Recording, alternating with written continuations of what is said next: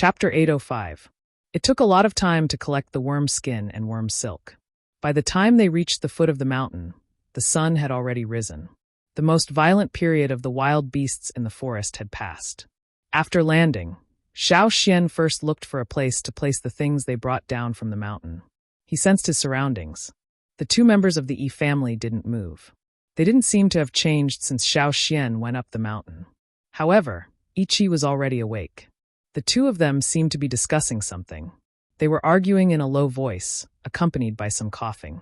Although Yi Qi was awake, he didn't seem to be in a good condition.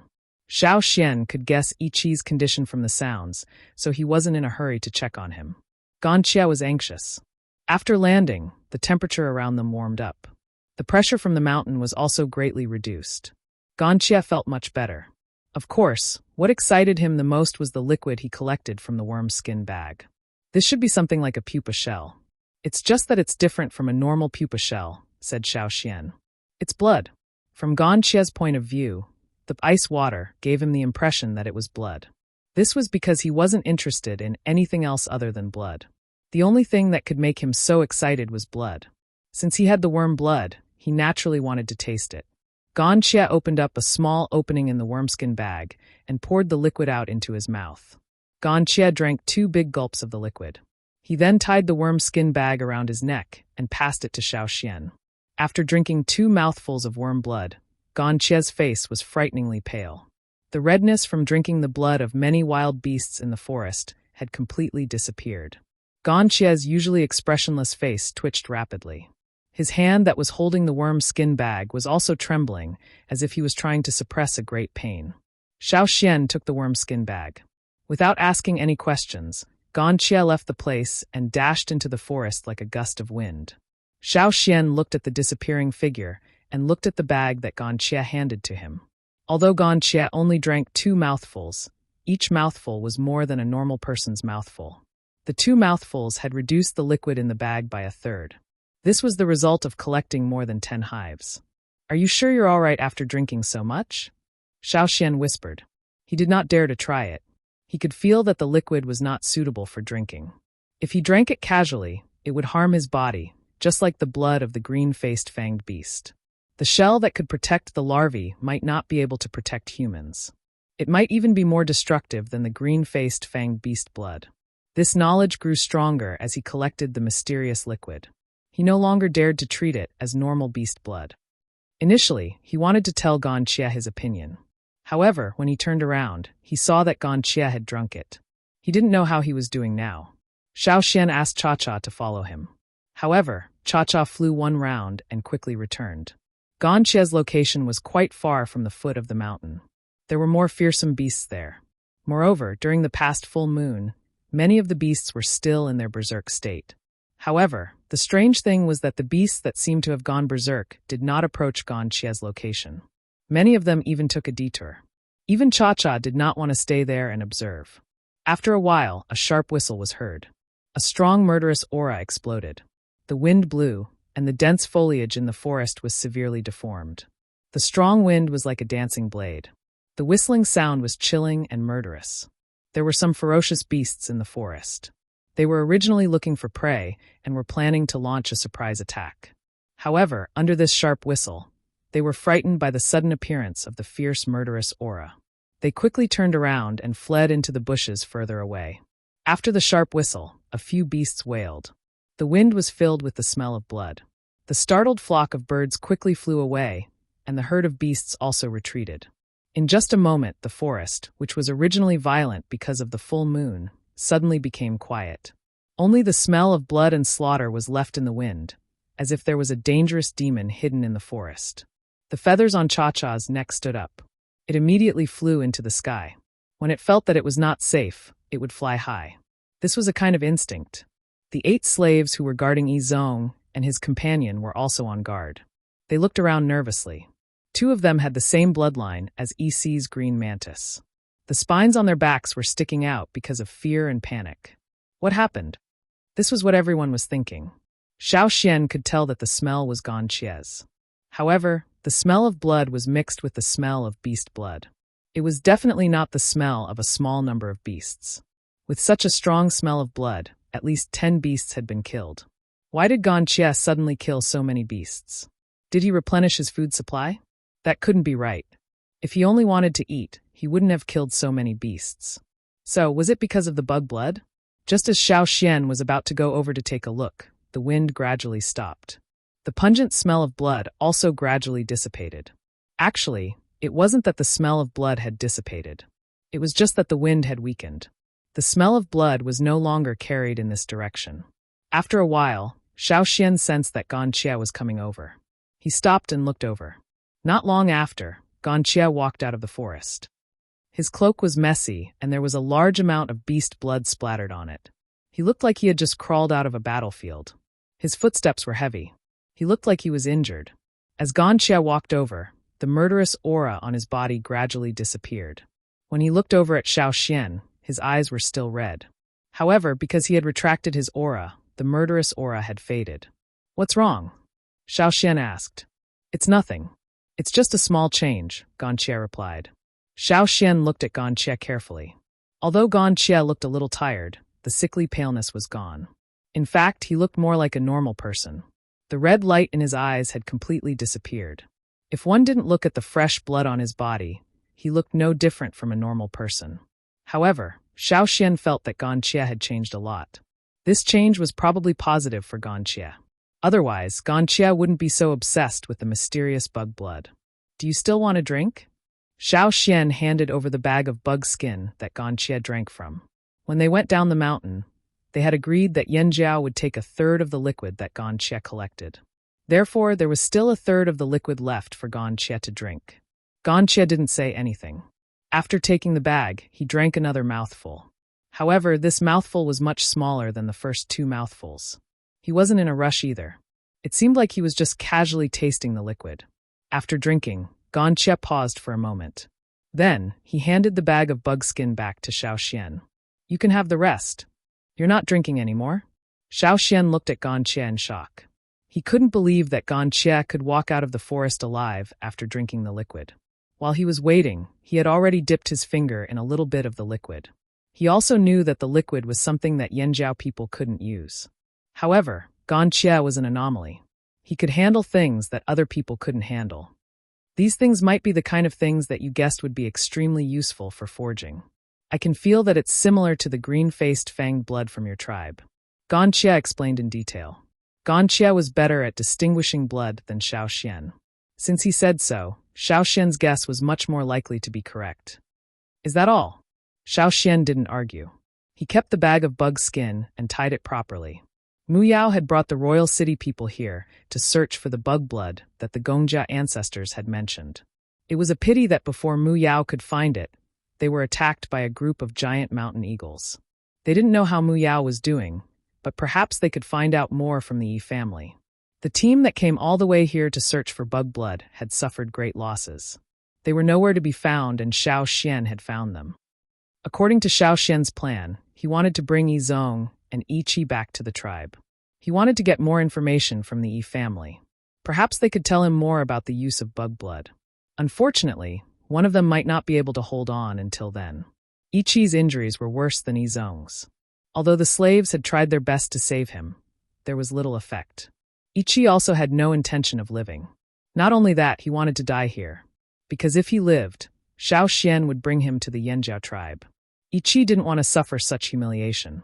Yi Qi hated Xiao Xian deeply. To him, Xiao Xian was just like Yi Xiong, a great threat to the Yi family. Even though they managed to escape from the broken boundary because of Xiao Xian, the scene of Xiao Xian smashing the giant tortoise into the boundary made Yi Qi choke. The sight of Xiao Xian made him want to vomit blood. When Xiao Xian arrived, Yi Qi was lying on the ground. Yi Zong was kneeling beside Yi Qi. 8 slaves stood guard around them. When he saw Xiao Xian, Yi Qi spat out another mouthful of blood. He glared at Xiao Xian and opened his mouth, but he still turned to look at Yi Zong. He raised his hand and grabbed Yi Zong's arm. His fingers were so tight that it looked like he wanted to break Yi Zong's arm. He stared at Yi Zong and said with all his strength, "You must do what you promised me. You must." Yi Zong nodded silently. Seeing this, Yi Qi roared towards the sky, using the last bit of strength he had left to vent the unwillingness in his heart. He was someone of high status in the Yi family, and a respected master in the royal city. Who knew that he would end up like this? Yi Xiong's appearance was a huge blow to Yi Qi. He could still remember the helplessness and despair he felt when he faced Yi Xiong. Even though he was only one of 100 people in the formation and did not stand guard at the front like Yi Tuan and the rest, he still felt it strongly. Yi Qi knew very well what happened to the Yi family at the headquarters. That was why he could not accept it. He was even a little scared. He was worried that the Yi family's glory would end here, just like the tribes that disappeared with time. Yi Xiong aside, even this Yanjiao kid had dealt them such a huge blow. They even managed to escape from Yi Xiong's boundary only because of Xiao Xian. That sliver of hope in the midst of despair was created by the tribesmen he had always looked down on. It would be strange if he was happy. If Xiao Xian knew what Yi Qi was thinking, he would have scoffed. The Yi family was used to being arrogant, thinking that everyone was inferior to them. Xiao Xian ignored Yi Qi's resentment that Xiao Xian broke the Yi family's ancestral oracle and used the giant tortoise to break the boundary. Nonsense. If he did not borrow the tortoise shell, was he supposed to break the boundary with his bare hands? How painful would that be? How tiring would that be? It was already tiring enough to support the fire giant. Of course, he had to choose the most efficient way to get out of this predicament. What were the first two skills that had been passed down from their ancestors to the present day that were recognized by the tribesmen? One was fire, and the other was a tool. Only idiots would not use the tools they had. Thankfully, Xiao Xian did not know what Yi Qi was thinking and did not say it out loud. If Yi Qi heard Xiao Xian's reply, he would have spat out more blood before he died. Yi Qi breathed his last.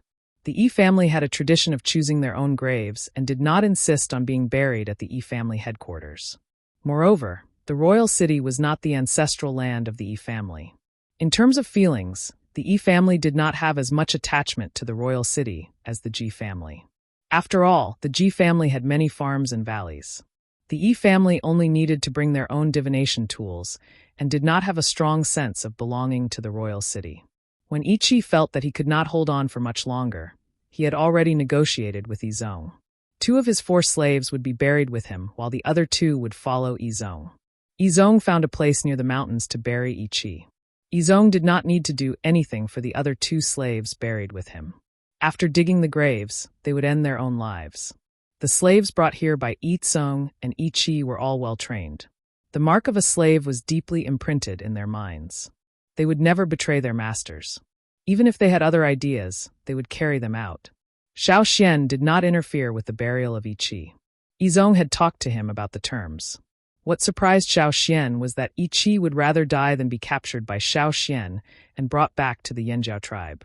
Before his death, Yi Qi even made Yi Zong promise him that he would never let the Yanjiao bring his body back to the Yanjiao tribe.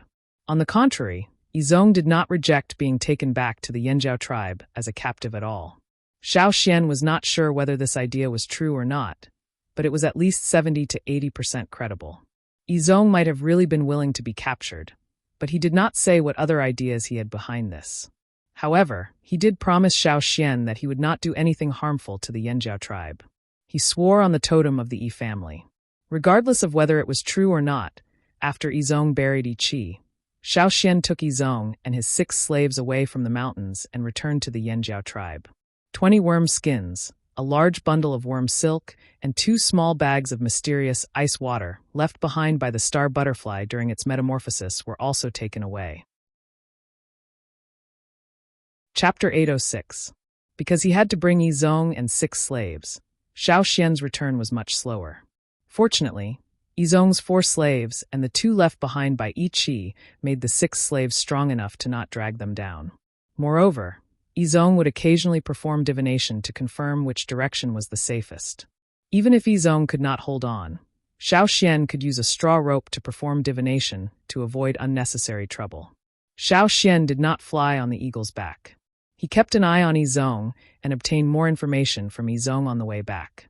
According to Yi Zong, the mysterious ice-like liquid they had collected was probably what the people of Royal City were looking for. According to the Gongjia family's ancestors' notes, the star butterfly's blood could be used to forge top-grade treasured swords. As for how it could be forged, Gongjia Yu, who had come with them but had died under the eagle's claws, did not explain. Yi Zong really did not know. Xiao Xian also asked Yi Zong about the strange black world.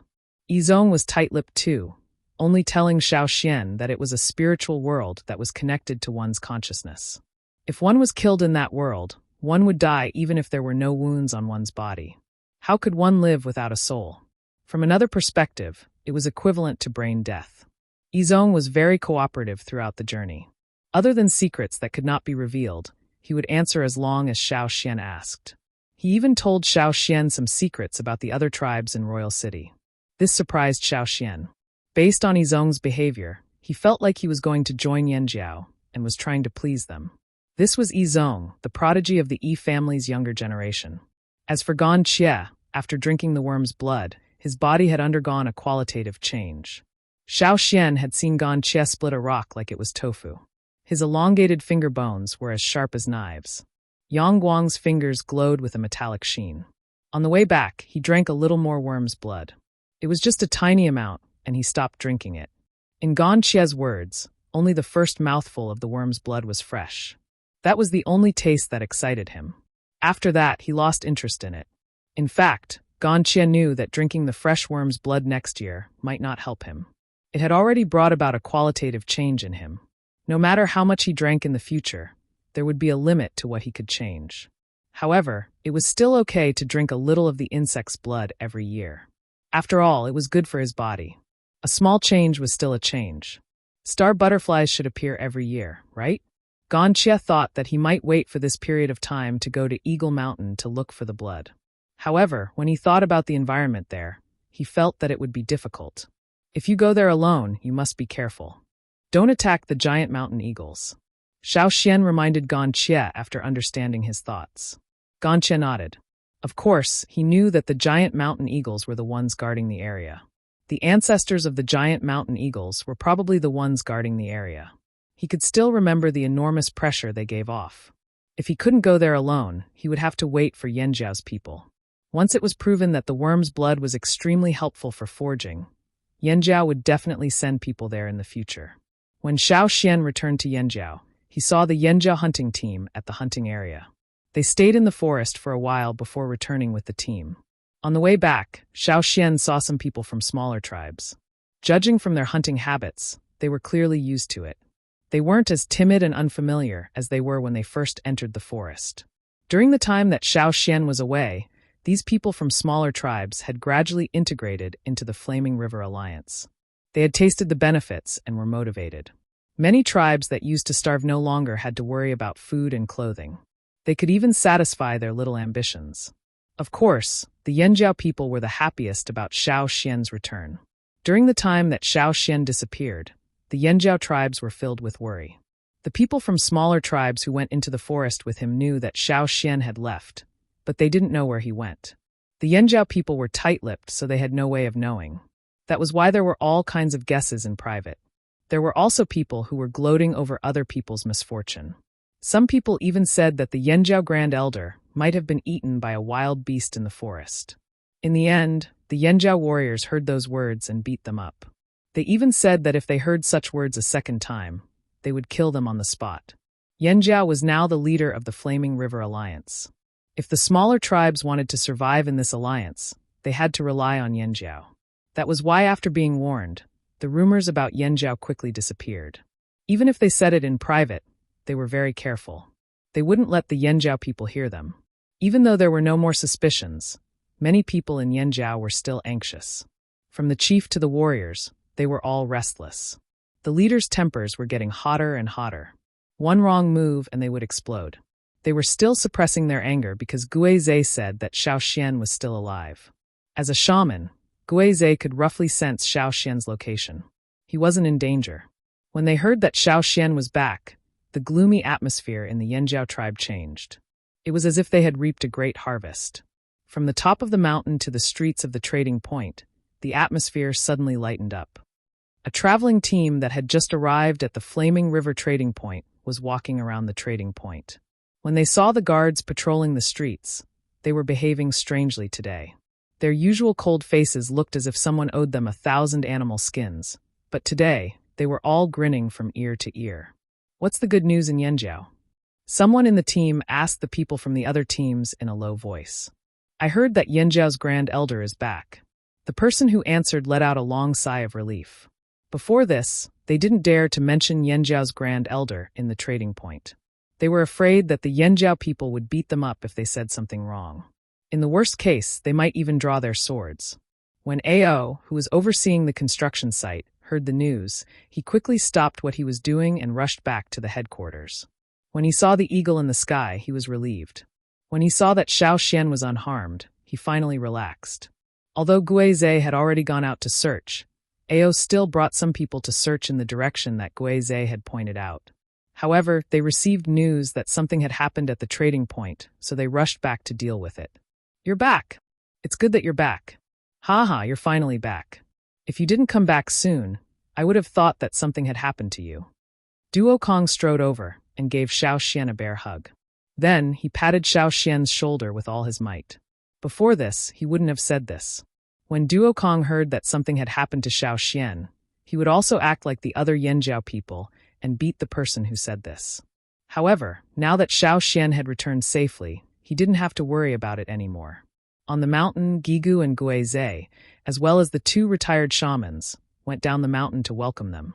They were happy that Xiao Xian had returned safely. The tribe was where it was today because of Xiao Xian. However, after the initial excitement, they noticed that out of the 7 people that Xiao Xian had brought back, the other 6 were obviously slaves. The one in the middle was probably the target. "Is he the Yi family member you mentioned?" Gigu asked Xiao Xian. "Yes, Yizong from the Yi family," Xiao Xian said. "Yizong from the Yi family?" Zheng Luo, who had just arrived, glanced at them sharply. The 6 slaves guarding Yizong immediately tensed up. The Yanjiao people around them were too hostile, and many of them were strong. If a fight really broke out, the 6 of them wouldn't be able to protect Yizong. "Is there a problem with Yizong from the Yi family?" "No, Yizong from the Yi family. The Yi family member from the Royal City team that hunted us back then." Duo Kang's smile immediately faded when he heard that Xiao Xian had returned. He stared at Yizong with a murderous glare that wasn't much weaker than Zheng Luo's. Duo Kong gritted his teeth when he thought about how they were hunted down when they migrated. If Xiao Xian hadn't brought them across the sea, it was hard to say how many of them would have survived. It was even possible that all of them would have been wiped out. When they migrated from the other side of the sea, they were hunted down by the Royal City team and other organizations. Although Yizong wasn't the one who gave the orders, he was an accomplice and an enemy if he participated. They didn't believe that Yizong didn't want to kill them back then. When he followed the team to hunt them down, did he think that this day would come? Duo Kong flexed his fingers, thinking about how to deal with this captive. But after some thought, he felt that something wasn't right. If Xiao Xian had brought him back alive, it definitely wasn't to kill him. Sure enough, Gigu only ordered people to bring Yizong to a cave and lock him up with the slaves. He didn't immediately give the order to execute him. When they reached the top of the mountain, everyone else had left. Only a few of the most important people in the Yanjiao tribe were left in the stone house. "Xian, tell us what you think," Gigu said. There was no one else here, only the elders, the chief, the shaman, and the team leader. Xiao Xian told them about the incident. Xiao Xian didn't mention the mysterious power in his body. He emphasized that he had borrowed the power of his ancestors. This also explained why he had brought Yizong back alive. Only Yizong was left in the Royal City team. Xiao Xian wanted to know more from Yizong. One was about the dark world of the Yi family. Xiao Xian wanted to know more, but unfortunately, Yizong didn't say much. The second was about the bug blood. Did the bug blood have other secrets? Like casting? What? That bug blood can really make better weapons. Hearing Xiao Xian's explanation, Duo Kong couldn't sit still. It's just a guess. We still need to test it. Xiao Xian took out 2 bug skin bags. Test it. Test it.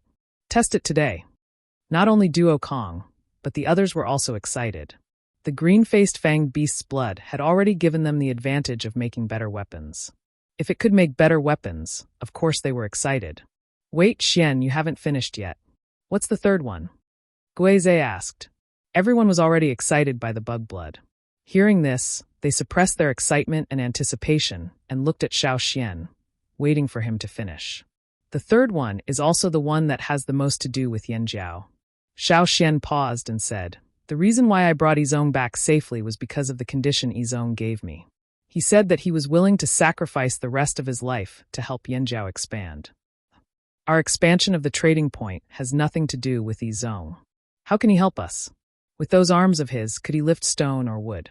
Or will he let the slaves do the work? Duo Kong was dissatisfied. No, he can. Gui Zhe and the two retired witches leaned forward. They understood Xiao Xian's words. Others might not understand, but as witches, they were very sensitive to certain things. What do you mean? Everyone in the room looked at Gui Zhe and the other two witches. Rumor has it that the Yi family can observe everything in the world. They can see the past and the future. Gui Zhe said. Gigu frowned, then his eyes widened. You mean he can point out the best places to build and what to avoid? That's right. The Yanjiao tribesmen had been frightened by all kinds of natural disasters. Back then, the Yanjiao tribe had to leave their homeland because of natural disasters and split up. Forget about Zhengluo's branch. The Flaming River branch had lived in isolation from the rest of the world for almost 1,000 years. All their skills had almost been lost, and they had regressed to the lowest level. Even if they found a way to cross the river and return to the old haunt with great difficulty, they even welcomed the return of Zhengluo's group and gathered the wanderers. But just as they were preparing to rise in the old haunt, another disaster struck. If they hadn't been prepared in advance, they might not have done better than their ancestors 1,000 years ago. If they could have known about the natural disasters beforehand, that would have been great. It had only been a few years, but they had already gone through several large-scale migrations. It was too much. The tribesmen respected and feared the heavens. Can the Yi family be trusted? Duo Kong was still doubtful. As the saying went, those who were not of the same tribe had different intentions. How could he trust someone who wasn't from their tribe? Not to mention someone from the Yi family. The Yi family can be trusted, Zhengluo said. Since he swore on the Yi family totem, then Yizong should be a man of his word. If that's the case, then we can spare his life. Duo Kong didn't insist on taking Yizong's life. Their tribe was the most important thing. But the problem is, he doesn't want his own life, Xiao Xian said. What? Xiao Xian's words confused everyone in the room. If Yizong wasn't doing it for himself, who else could it be? He wants to trade a life for a life. As for whose life, he didn't mention it. He only said that he wanted to talk to us after our discussion. Xiao Xian repeated Yizong's words. Trade a life for a life? Who did he want to save? The Yanjiao people discussed at the top of the mountain for a long time before leaving. After Xiao Xian went down the mountain, he went to the trading point to check on the progress of the expansion. Because of Xiao Xian's disappearance, the expansion wasn't progressing very quickly. Hey, Xiao Xian. As soon as Xiao Xian went over, he was stopped by EC. EC had been waiting here. He couldn't go to the Yanjiao headquarters, so he waited here. I heard you brought back a few captives? Who did you catch? Chapter 807. When Xiao Xian brought Yizong and the others back to the tribe, they met the hunting party. Many people knew that Xiao Xian had brought back captives. It was not hard for EC to know this. However, EC usually did not stick his nose into other people's business. Now that he had come to look for Xiao Xian, he must have guessed something. Xiao Xian did not hide it. It's Yizong from your Yi family. Yizong? Him. EC did not look too surprised. He was more confused. He had already guessed the other party's identity from the descriptions of the hunting party. However, he was still puzzled when he heard Xiao Xian confirm it. It was possible that he was a peripheral member of the Yi family. However, based on EC's understanding of Yizong, based on his understanding of the Yi family, most people from the main branch would rather die than become captives, especially from these tribesmen. This was what puzzled him. Who was Yizong? He was the most outstanding person in their generation. EC had heard people say that if anyone in their generation could reach Yizong's level in the future, it would definitely be Yizong. To EC, who was also from the main branch but was a loser, Yizong was what the elders called someone else's child. Because he knew how outstanding Yizong was, EC was still puzzled by Xiao Xian's confirmation. Can I meet Yizong? EC asked. Seeing Xiao Xian look over, EC hurriedly said, I promise, I will never do anything to harm Yanjiao. After all, I've already left the Yi family. Xiao Xian looked at EC in silence for a moment, then nodded. All right. Xiao Xian was not in a hurry to check out the construction site anyway. He turned around and led EC over. Grasshopper, the half-beast human slave beside EC, also followed. Isi looked at Grasshopper, then at Xiao Xian. Can I bring him along? Yes, Xiao Xian said. The Flaming Horn tribe's territory was very big. After they moved here from the old haunt, they expanded their territory. There were many small hills in the territory. Some of the hills were inhabited by wanderers, some were used for training or stone mining, and some were used to imprison people. Yizong and his 6 slaves were locked up in a cave on a small mountain. The prison door in the cave was made of bronze. Unless they could break through the cave, it would be very difficult for them to escape. When Yizong saw Isi, his expression changed slightly. He was not surprised. Instead, he smiled. This made Isi even more puzzled. Take your time. Xiao Xian let Isi in, then closed the door and left the cave. After Xiao Xian left, Isi looked at Yizong's situation. Yizong and his 6 slaves were not in the same cell. The other 6 slaves were in different cells. Therefore, there were only Isi, Yizong, and Isi in the same cell. You're here? Yizong's tone was calm. He looked at Isi and then at Qingfu. When Yizong's gaze swept over him, Qingfu was so nervous that the thorns on his back almost popped out. His servile nature was engraved in his bones. He could not even straighten his back in front of the Yi family. He was especially nervous. Not to mention Yizong, who had a high status in the Yi family. It was said that the life of a slave was directly related to the slave master. When he was in the Yi family, the slaves who followed the outstanding descendants had a much better life. At least, they did not have to worry about starvation. On the other hand, the slaves who followed the marginalized people did not have a good life. When they were in trouble, they would even be sold in exchange for money. Qingfu followed Isi. Although he did not have a good life in the Yi family, Isi knew how to run a business, so he did not starve to death. Even so, Grasshopper was much thinner than the other half-beast slaves. But now, Yizong compared Qingfu's appearance to the one in front of him. His gaze was like a searchlight. When Qingfu began to tremble, Yizong said faintly, "You've become much stronger."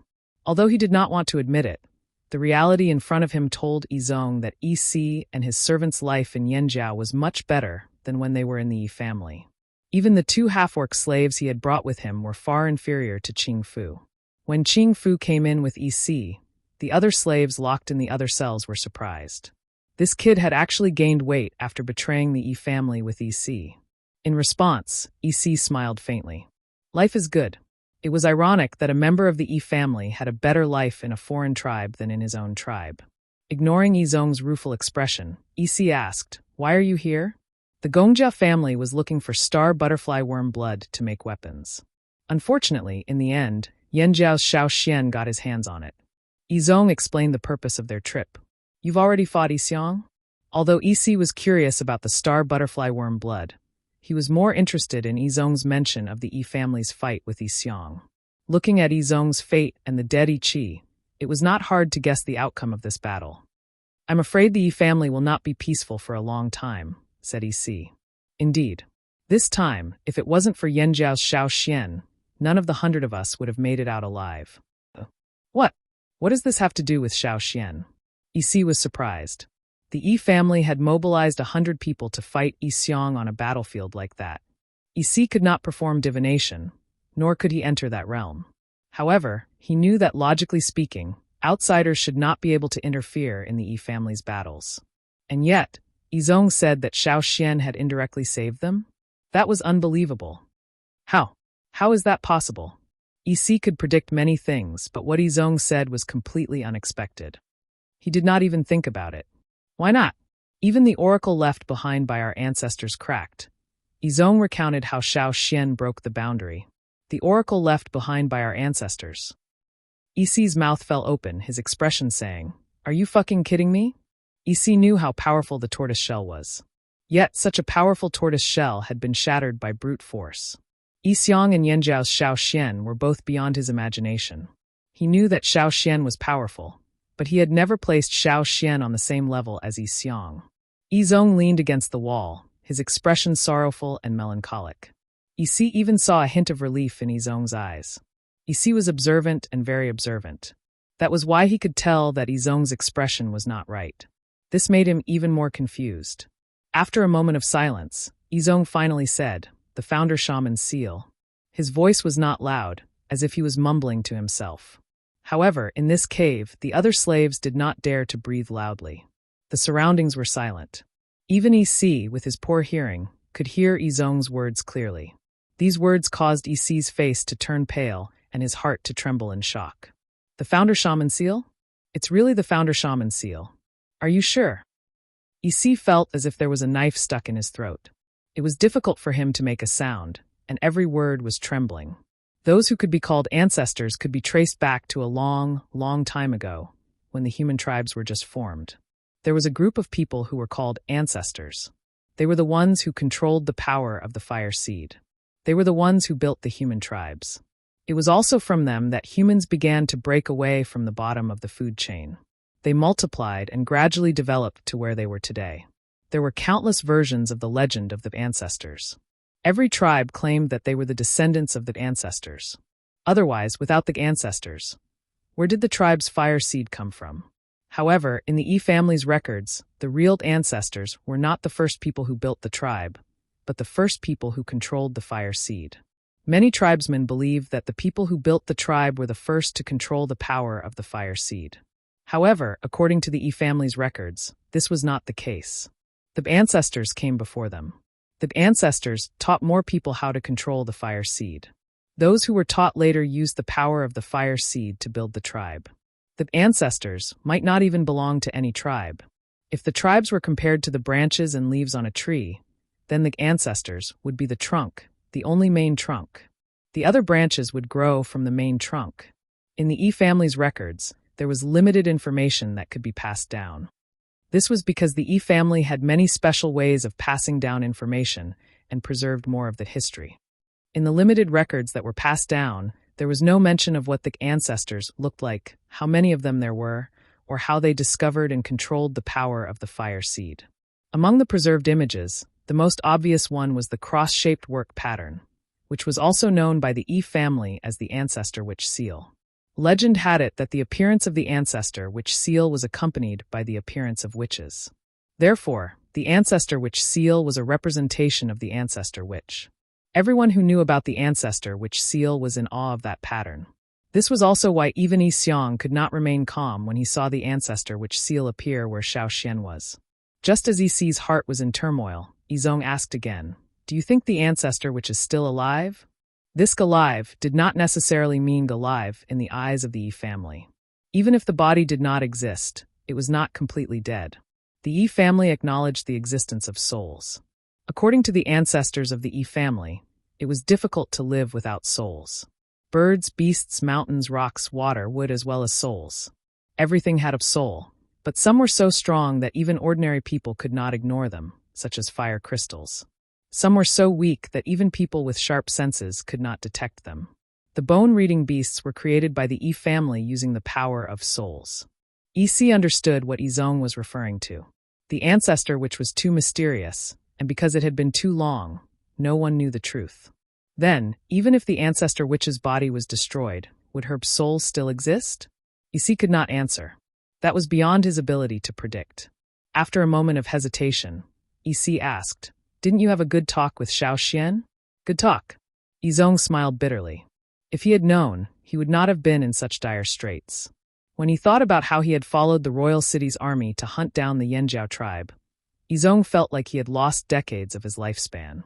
Then, he thought about how Yituan had wanted to use Xiao Xian as bait to sacrifice Xiao Xian so that they could escape. In the end, Xiao Xian had smashed their oracle. Although the outcome had been beneficial to both sides, Yizong felt helpless every time he thought about it. The enmity had existed for a long time, so if he wanted to resolve it and make the Yanjiao agree to spare his life, he would have to sacrifice more. Without waiting for Yizong's reply, Yi asked again, "Is this why you were willing to come here as a captive?" Yizong smiled but did not speak. However, Yi had already guessed Yizong's choice from his expression. If Xiao Xian had been an ordinary tribesman, Yizong would have done the same. He would have dug a hole and buried himself. He would rather die than become a captive. At this moment, Yizong suddenly looked in a direction, his eyes flashing. "The people I've been waiting for have arrived." Chapter 808. In the forest outside the trading point, a group of people was waiting on a path that had been opened up in the forest. An eagle flew past in the sky. The traveling teams looked at the Yanjiao people curiously. They didn't know why these Yanjiao people were here, but looking at the eagle in the sky, those who were familiar with the trading point knew that the Yanjiao people must be here for something important. Otherwise, this eagle wouldn't have appeared here. The traveling teams were curious, but they didn't want to be implicated. If something really happened and a fight broke out, they wouldn't even have time to cry if they were accidentally injured. Therefore, some of the teams only glanced in that direction a few times before taking a detour. Xiao Xian sat on the back of the eagle and looked in a direction in the distance. He'd heard the conversation between Yi and Yizong in the cave that day. There hadn't been anyone else at the cave entrance at that time, so he'd moved the people who had been guarding the cave entrance away. Xiao Xian was very curious about the founder shaman seal that Yizong had mentioned, because it hadn't been recorded in the Yanjiao ancestors' notes. Of course, it could also be that the Yanjiao tribe had been through multiple migrations, and the tools used to pass it down were limited, so it couldn't be passed down to this day. Xiao Xian's ability to come to this world clearly had something to do with the founder shaman seal. However, Xiao Xian still couldn't figure out why the founder shaman seal had appeared on him. Perhaps it was because of that stone, or perhaps it was because of something else. And now, he'd brought a team of Yanjiao warriors here to wait for the person that Yizong had been waiting for all this time. After Yizong had spoken to Yi that day, he'd told Xiao Xian that the person he'd been waiting for was coming. Yizong hadn't been willing to say much all this time because he'd been waiting for this day. Xiao Xian looked ahead and focused his gaze. He raised his hand and patted Cha-Cha, indicating for it to fly over. A little further away from the trading point, a tall figure was shuttling through the forest. Because his body was much larger than a normal person's, the gaps between the trees in the forest were not enough for him to walk through. Therefore, even though he tried his best to walk through the open space, he still couldn't avoid bumping into branches or tree trunks. However, that person didn't care. He directly broke the tree in front of him and raised his large hand to push aside some vines and branches. His entire person looked very clumsy, but his movements didn't seem to be slow. His footsteps were very hurried. Some of the small beasts in the surroundings had already fled upon hearing the sound. In the forest, there were many bloodstains on that person's greenish-gray skin. There were many wounds from sharp and blunt weapons.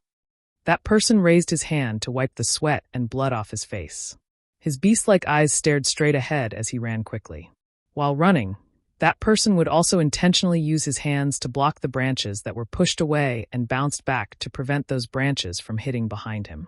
Suddenly, the green-gray figure paused, and the killing intent in his eyes soared.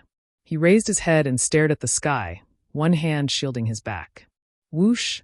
A giant eagle flew across the sky and circled above the forest. Then, a figure jumped down from above and landed on the grass not far from that person with a bang. The ground instantly caved in, forming a pit with a diameter of more than a meter. Bits of grass flew everywhere. Xiao Xian looked at the person not far away. The other party was a half-beastman about the same size as Grasshopper. Probably because of the long journey, his body was thinner than Grasshopper's. His gloomy eyes stared vigilantly at Xiao Xian. The muscles all over his body were as tense as stone. Some of the wounds were so deep that bones could be seen. However, the other party didn't seem to feel it, and his movements weren't hindered. Xiao Xian took a step forward. Crack, crack, crack, crack. Many bone spurs protruded from the other party's back, trembling as they made sounds. This was a warning and also a threat. His originally ferocious appearance became even more ferocious.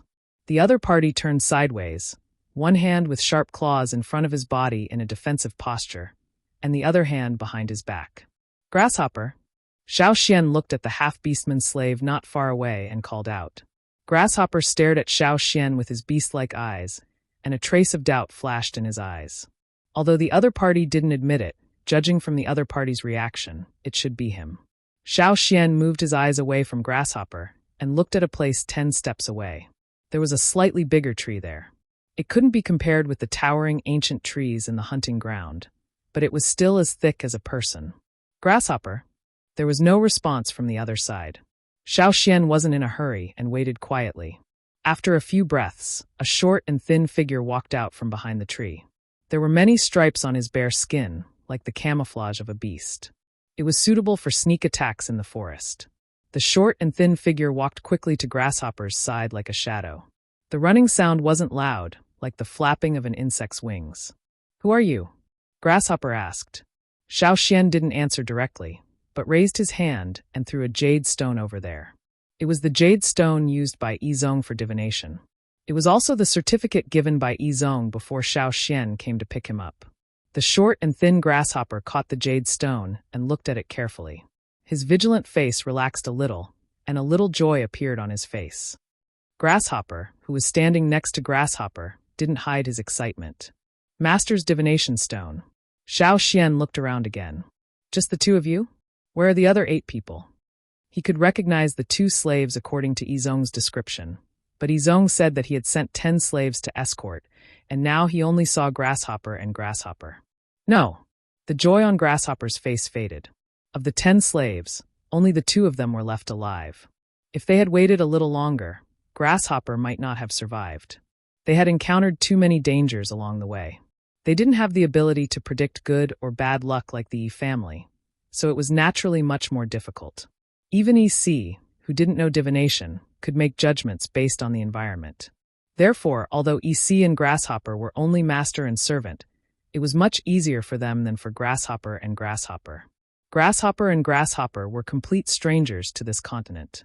They didn't understand the language, so it was even more difficult for them. Where's your little master? Xiao Xian looked at Grasshopper and asked. Grasshopper looked at Xiao Xian and then at Grasshopper, but didn't move. He wasn't very smart. It was Grasshopper who made decisions between them. If they encountered an irresistible danger, Grasshopper and not Grasshopper would be the one to stay behind as a meat shield. If Grasshopper was alive, he could take the little master further away. But if Grasshopper was alive, he would probably be killed soon. This was also the reason why Grasshopper had more injuries. Greetings to the little master. Grasshopper didn't let down his guard against Xiao Xian. Xiao Xian didn't care. He could feel a life force behind Grasshopper. As long as he was sure the little master was alive, it was fine. Follow me. Xiao Xian turned and walked back to the tribe. Grasshopper looked at Grasshopper. Grasshopper followed him, so he also followed. On Grasshopper's back, there was something woven from vines. It looked like a shell.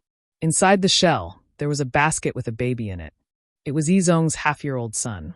It wasn't easy to bring a half-year-old baby from the royal city to here. Xiao Xian brought Grasshopper and Grasshopper to the cave where Yizong was locked up. For several days, Yizong had been doing divination. No one knew what he saw, but they saw more and more white hair on Yizong's temples. Yizong's eyes were red, and his hands trembled as he took his son. There were some secret recipes that were specially made for long journeys. They could be fed to babies, and they could also let them sleep after eating without affecting the journey. Therefore, when they arrived in front of Yizong, the baby, who was protected by the slaves, was still sleeping peacefully. When Yizong left the Yi family, his son hadn't been born yet. However, before he left, he did a divination once. After discussing it with his wife, he made a few plans. If something happened to the Yi family, he would send the child away. The other members of the Yi family didn't know that Yizong, who had reached a bottleneck in his divination, actually did a divination before leaving the Yi family. Moreover, it was a very successful divination. Everyone else thought that Yizong left to train to break through his bottleneck, but only his trusted aides knew that Yizong had other plans. Now, his baby son had been secretly sent away. As for the Yi family, Yizong's newborn son had disappeared during the Yi family's turmoil. However, Yizong hadn't decided where to send the child at the time. He only made the decision after the battle with Yi Xiong. He had been looking for the safest place to send his newborn son away from the Yi family's turmoil. After all, it was very difficult for such a young child to survive in the chaos of the Yi family. However, Yizong didn't expect that in the end, the safest place would be here. At first, Grasshopper and Grasshopper didn't know where to send their young master. They could only follow their master's instructions in their minds until they met Xiao Xian. This was also why Yizong had negotiated with Yanjiao to trade a life for a life. Yizong was the only one who had participated in the hunt back then. The child was innocent, but to many people, no matter who it was innocent. They had always insisted on eliminating the root of the problem. In order to make Yanjiao accept his son, Yizong had decided to use up his lifespan and almost all of his life's energy in advance to plan for Yanjiao's expansion. This was the greatest sincerity he could show to Yanjiao. This condition was hard for the higher-ups of the Yanjiao tribe to reject. Yanjiao's elders, chiefs, and shamans had all agreed to Yizong's conditions. As long as he didn't do anything that would harm Yanjiao's interests, they would allow Yizong's son to live on Yanjiao's territory. Yizong handed his son to Yi, who was standing next to him. Please. In Yanjiao's territory, the only person Yizong truly trusted was Yi. Even though Yi had left the Yi family, Yi was still a member of the Yi family, a member of the main branch of the Yi family. Yi reluctantly took over this burden. He felt that his life in the future would not be as carefree as it used to be. As a stay-at-home dad, he had to take care of the lives of 8 slaves. Didn't you say you haven't named him yet? Have you thought of a name yet? Yi asked. Yizong's eyes flashed like a firefly in the dark night. He said word by word, "So my son's name is Su." Yi's eyelids twitched. He stared at Yizong. In the Yi family's dictionary, Su was a staff. What did Yizong mean by this name? Who was the one who wanted the staff, and who was the one who held it? Yi felt that Yizong was playing a very big game of chess. This game of chess was not targeted at Yanjiao, but at the Yi family. What exactly had Yizong seen in his divination over the past few days? Yi could not get an answer from Yizong. After arranging Yi and the 8 slaves, Yizong began to fulfill his promise to Yanjiao. Yizong knew that the more benefits he brought to Yanjiao, the better Yi's life in Yanjiao would be.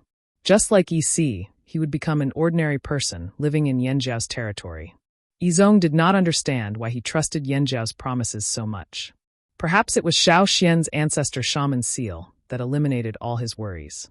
Rumor had it that the Yi family's ancestor was the first person to be taught how to control a fire seed by the ancestor. The Yi family's fire seed was the second fire seed in the world to be controlled by a human being. That was why the Yi family's fire seed had the same white color as the ancestor's fire seed. For the next 10 days, Yizong did not stop. Yizong told Yanjiao where to dig wells, where to build tall buildings, and where to dig cellars. He even told Yanjiao about the severe natural disasters that might occur at some point in the future. He did not sleep or rest for 10 days and nights. Even Yanjiao's people advised him to rest. Unfortunately, Yizong did not stop. He was like a torch that emitted its last light, trying his best to finish what he wanted to do before the flame burned out. However, there was a limit to one's strength. After 10 days, Yizong had turned from a high-spirited young man into an old man with one foot in the grave. His hair was white, and his face was like tree bark. "You will fulfill your promise, right?"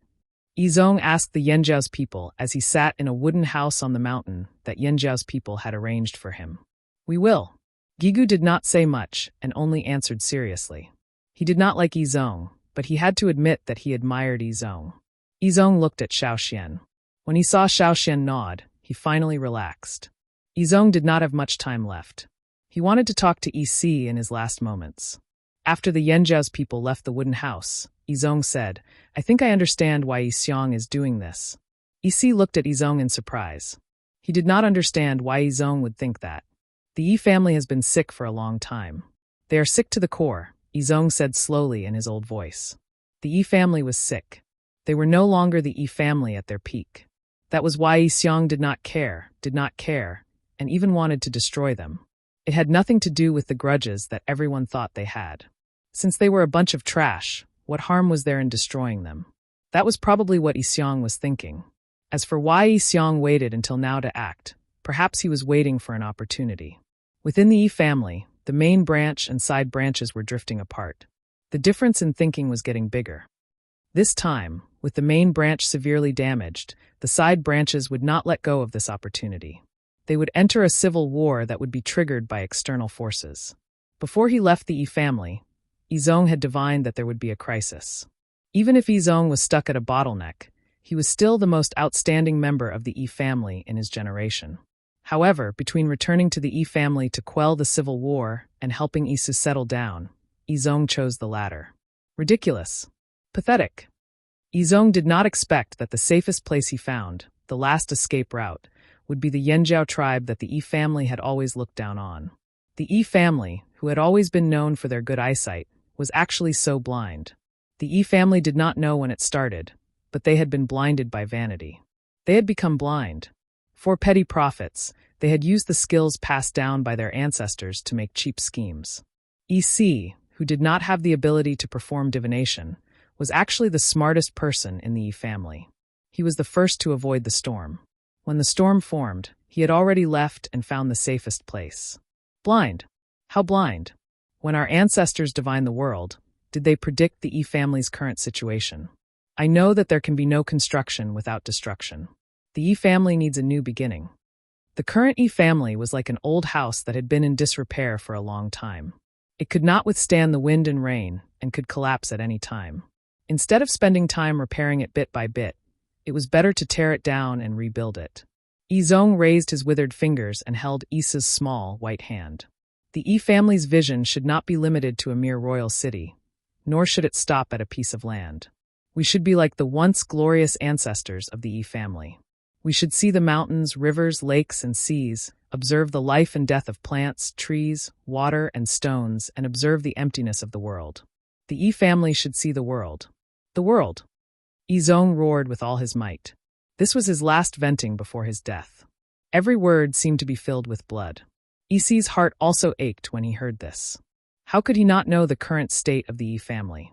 If he had not been so disappointed, why would he have left his tribe and come here to seek survival? 2 lines of tears flowed down Izong's withered face. If he could wake more people up with this strategy, everything he had done would not have been in vain. His only regret was that he would not be able to see that day. Izong looked at Isi. If possible, I hope he can follow that person. That's very difficult. Isi understood that Izong wanted Isu to follow Xiaoxian. Just like in the E family's records, the E family's ancestors were the first to follow and control the fire seed. The person closest to the ancestors would always be the one who benefited the most. If the E family's ancestors had the ambition to rule, the throne of the royal city might not have been the Ji family's. I'll try my best. Izong sounded disappointed. If Isa's talent is ordinary, how can he do what you want him to do? Isi asked. He was not cursing. The E family's talent was very different. Even if the father was powerful, the son might not be. For example, Isi's grandfather and his grandfather's grandfather were very powerful, but unfortunately, each generation was weaker than the last. Isi's father was an ordinary person. When it came to Isi, he did not even have the ability to perform divination. If not for his other skills, he would have starved to death long ago. Izong was the genius of their generation, but Isa's talent might not be the same. Even if Isi's divination skills were strong, he could not predict Isa's future. He can. Izong's gaze was resolute. Isi did not know why Izong was so sure. Perhaps Izong saw something in his divination, or perhaps it was Izong's own obsession. Isi could not see clearly and could not guess accurately. The more outstanding a member of the E family was, the more abilities they had, and the harder it was to predict. This was why outsiders thought that the E family was full of crazy people when they looked at the E family. Izong did not say anything else. He pulled his bony fingers out of Isa's small white hands and staggered to the door of the wooden house. He rejected Jue and Gray Horse's help and leaned against the door frame to sit down. He looked at Xiaoxian standing not far away. He saw the figure behind Xiaoxian. It was the white figure that appeared with the founder shaman seal during the battle with Yi Xiong. Izong smiled and closed his eyes. In the distance, the sun set and tired birds returned to their nests. Chapter 809. Izong's funeral was handled by Isi, and Yanjiao didn't interfere. Isi chose to bury Izong somewhere in the forest, not in Yanjiao's hunting area. There weren't many wild beasts living in that area. After Izong left, he left behind 2 slaves, the 4 slaves who followed Izong to Eagle Mountain, and Gray Horse and Bat, who brought Isu back. Altogether, there were 8 slaves. These 8 slaves were given to the next owner after the previous owner left, which was Isu, who had not yet weaned off milk. Before Isu could make his own decisions, Isi was in charge of him. As long as he didn't hurt Isu, the 8 slaves would be under Isi's management. With 8 more slaves and a child under his command, Isi's life became busier but still relaxed. Among the 8 slaves, 6 of them were strong and healthy. Isi sent them to the construction site to participate in the expansion of Yanjiao's trading area. They worked as coolies, and not only did they get to eat, they could also bring more food back to lighten the burden. Moreover, Isu still needed to drink milk. Like many children in the tribe, Isu drank animal milk. He's probably the only child in the E family who grew up drinking animal milk. Isi sighed. While he was sighing, Isi saw Gray Horse and the other 5 return from the construction site. Why are you back so early today? EC asked. Gray Horse and the others were very respectful to EC. Leaving aside EC's identity as a member of the E family, they and their young master's lives depended on EC, so they couldn't be rude. Yanjiao's people seemed to have something urgent, so they stopped work early today. Gray Horse explained. Something urgent? EC looked outside and lowered his eyelids. No one knew what he was thinking. After a while, he smiled and said, It should be a good thing. Don't worry, you just need to do your job well. At this moment, inside the Flaming River Castle, Xiao Xian looked at the animal skin scroll in his hand and turned to look at Su Li, who was sitting beside him with a conflicted expression. Because of Wu He, Su Li, the leader of the Chang'e organization, had been a messenger across the sea. At that time, he had left with an attitude that said he would never deliver a second letter even if he was beaten to death. But now, the leader of the Chang'e clan sent another letter across the sea.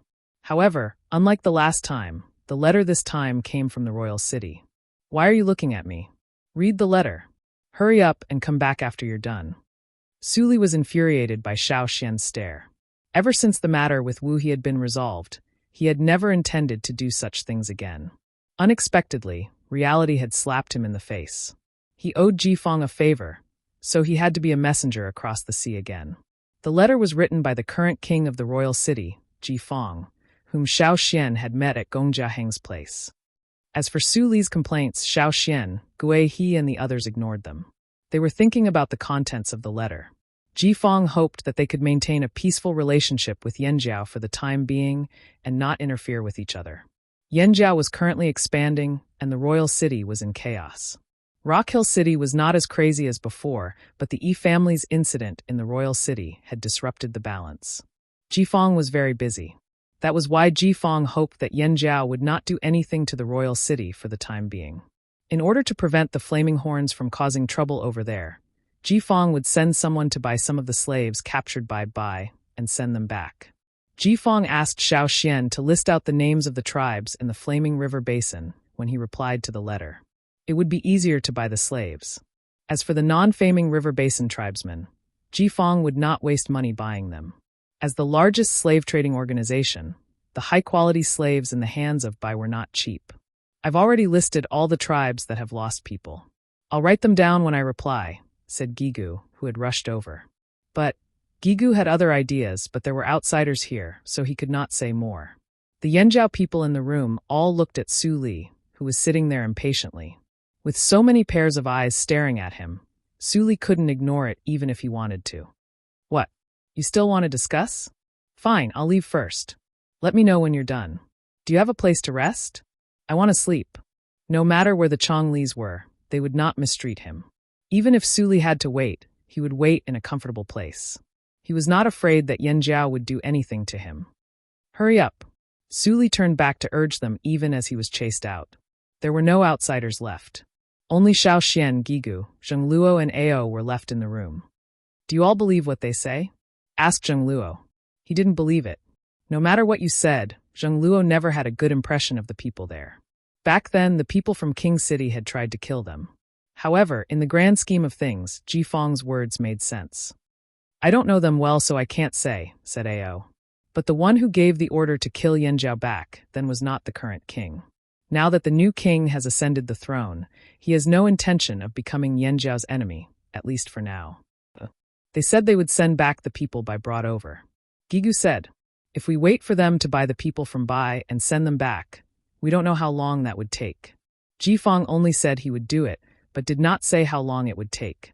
Most of the people taken away were children who had not yet awakened. Xiao Xian understood what Gigu meant. After all, Yanjiao was so far away from Royal City. With no one watching over them, Jifeng would not be pressured and his subordinates would take their time. When the time came, no one knew what would happen to the children and how many of them would be sent back alive. When the Flaming River Alliance was established, the Thunder Mountain tribe and the Drumming tribe said they hoped Yanjiao would bring them over one day and bring back the children they took away. After the alliance was established, Yanjiao brought them into the forest to increase the strength of each tribe. Now the knives were sharpened. In the 6 months that Xiao Xian had disappeared, every time the Thunder Mountain tribe came to Yanjiao, they would ask Gigu when they could go to the other continent to look for the missing people. Although only the Thunder Mountain tribe came to inquire, they were representing their branch of tribes. They didn't necessarily want to search for the missing people immediately. Their tribes also wanted to search for the missing people, but they didn't have the strength to search for the missing people. If they went there rashly, it wouldn't be beneficial to their tribe. They were even prepared for the possibility that the missing people wouldn't be able to come back. They asked Yanjiao time and time again because they wanted to test Yanjiao and understand Yanjiao's future plans. Speaking of which, although these tribes had joined the alliance and acknowledged Yanjiao's position as the leader, they were still suspicious and did not fully trust Yanjiao. Speaking of missing people, it's not just the children who were taken away as slaves, said Ao. When Xiao Xian disappeared, there was an incident at the trading point. The drumming tribe led a few tribes to attack the trading point. That was why Ao had brought people into the forest to look for Xiao Xian, but had returned. According to normal thinking, Yanjiao was not to be trifled with. Plus, they had established the Flaming River Alliance. Normal people would not take the risk to pull the tiger's whiskers. However, the drumming tribe was crazy. They would even sacrifice their lives to achieve their goals. They were a bunch of lunatics. A bunch of lunatics could not be judged by common sense. After Xiao Xian returned, he asked Ao about the drumming tribe. Ao only replied, "The drumming tribe is gone." The drumming tribe had not merged their fire seed yet. Ao had brought people to destroy the drumming tribe. The drumming tribe's fire seed had been destroyed by Guizhe. At that time, the drumming tribe's old rival, the drumming tribe, and a few other tribes in the Flaming River Valley who were skilled in martial arts had participated in the battle. However, after that incident, some people disappeared. They were not killed during the battle, they just disappeared. Even the shamans could not sense the auras of those people who disappeared. They could only sense that they were still alive, but they were very far away. There was once a travel team that said they saw some suspicious figures. Gigu guessed that they might be from the drumming organization. It was not just children who were kidnapped. Now, there might be adults who were kidnapped. This was why Gigu was cautious. Children needed time to grow up, but men in their prime could be used as coolies. This was only Gigu's guess. "I think we should go pick them up ourselves," Gigu said in a low voice. "Perfect, I want to see what the legendary royal city looks like." Zhengluo and Ao did not say anything. They looked at Xiao Xian. According to the rules of many tribes, other than the shamans, the leader had the absolute right to speak unless the elders joined forces to object. However, in Yanjiao, Xiao Xian was an exception. His decision alone had great influence. He could even overturn Gigu's decision. After some thought, Xiao Xian looked up. All right. Since Xiao Xian agreed, Zhengluo and Ao had no objections. The four of them discussed for a while. Xiao Xian wrote a reply on the animal skin scroll. As he wrote, Xiao Xian said, "This new king is very clear about Yanjiao's movements. Indeed, looks like the royal city has been keeping an eye on Yanjiao. They can even guess what Yanjiao is thinking." Gigu was already on guard when he saw Jifeng's letter. Although many things were not confidential, he had a feeling that Jifeng had spies here. Zhengluo also decided to call the patrol leaders of the trading point over and give them a few instructions to check if there were any suspicious people nearby. They also had to check the people in the trading point. In the future, they would have to check more carefully on teams that came from afar. After the discussion, Xiao Xian called someone to call Su Li over. He wrote a reply and handed it over. "Bring this to Jifeng. Tell him that we will personally pick up our people. I hope that by the time we arrive, we will already see that the people who were stolen are safe." Xiao Xian emphasized the second half of the sentence, especially the words stolen and safe. Su Li was still sleepy and angry at being interrupted, but when he heard Xiao Xian's words, he immediately perked up. There was a good show to watch. He had to go back and tell the other Chong Lis to get ready to go to Royal City. After Su Li left, Gigu ordered, "Notify all the branch tribes that we have a mission." Ever since Xiao Xian divided the tribes that joined the Flaming River Alliance into different regions according to the branches of the Flaming River, it became more efficient to notify them. Every branch had a leader. As long as the news reached them, they would naturally use the fastest method to notify the other tribes in their respective branches. There was no need for the Yanjiao tribes to send people to notify them. Chapter 8:10. About 10 people had gathered in the courtyard outside the forging room. Gongjia Ren walked out of the forging room with a gleaming knife in his hand. The gleam was not the reflection of metal on other weapons, but a chilling, dangerous feeling that struck fear into the depths of one's heart. The blade had yet to be seen, but it felt like a snowy peak. Gong Jiarun was half-naked, his body drenched in sweat. Due to the high temperature in the workshop, it was normal for people to be drenched in sweat. However, Gong Jiarun and the other Gongjia family members who walked out of the workshop felt a burning sensation in their hearts. It was as if they were experiencing a combination of fire and ice. Their faces were flushed from the excitement of this newly forged knife, yet they were drenched in cold sweat. It was a contradictory feeling. They could still remember the chilliness of forging in the forging room.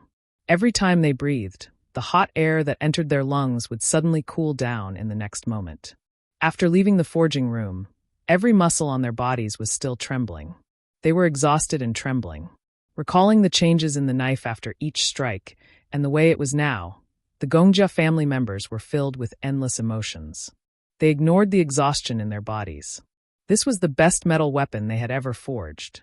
Before the knife was completed, they had already judged it based on their professional intuition.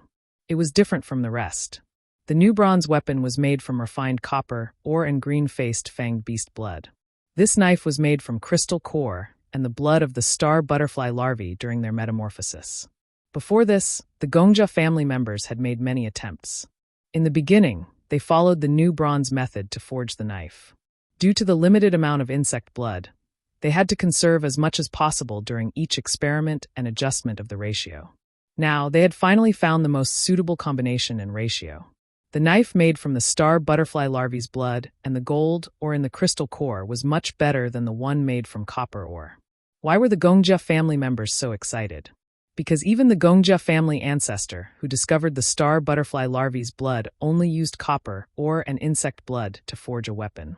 However, the knife in their hands was made from insect blood and crystal core. A gust of wind blew past, and the blade seemed to emit a murderous hum, causing goosebumps to appear on the necks of the people in the courtyard. It was as if a cold wind with snowflakes had brushed past them, and they could not help but shrink their necks.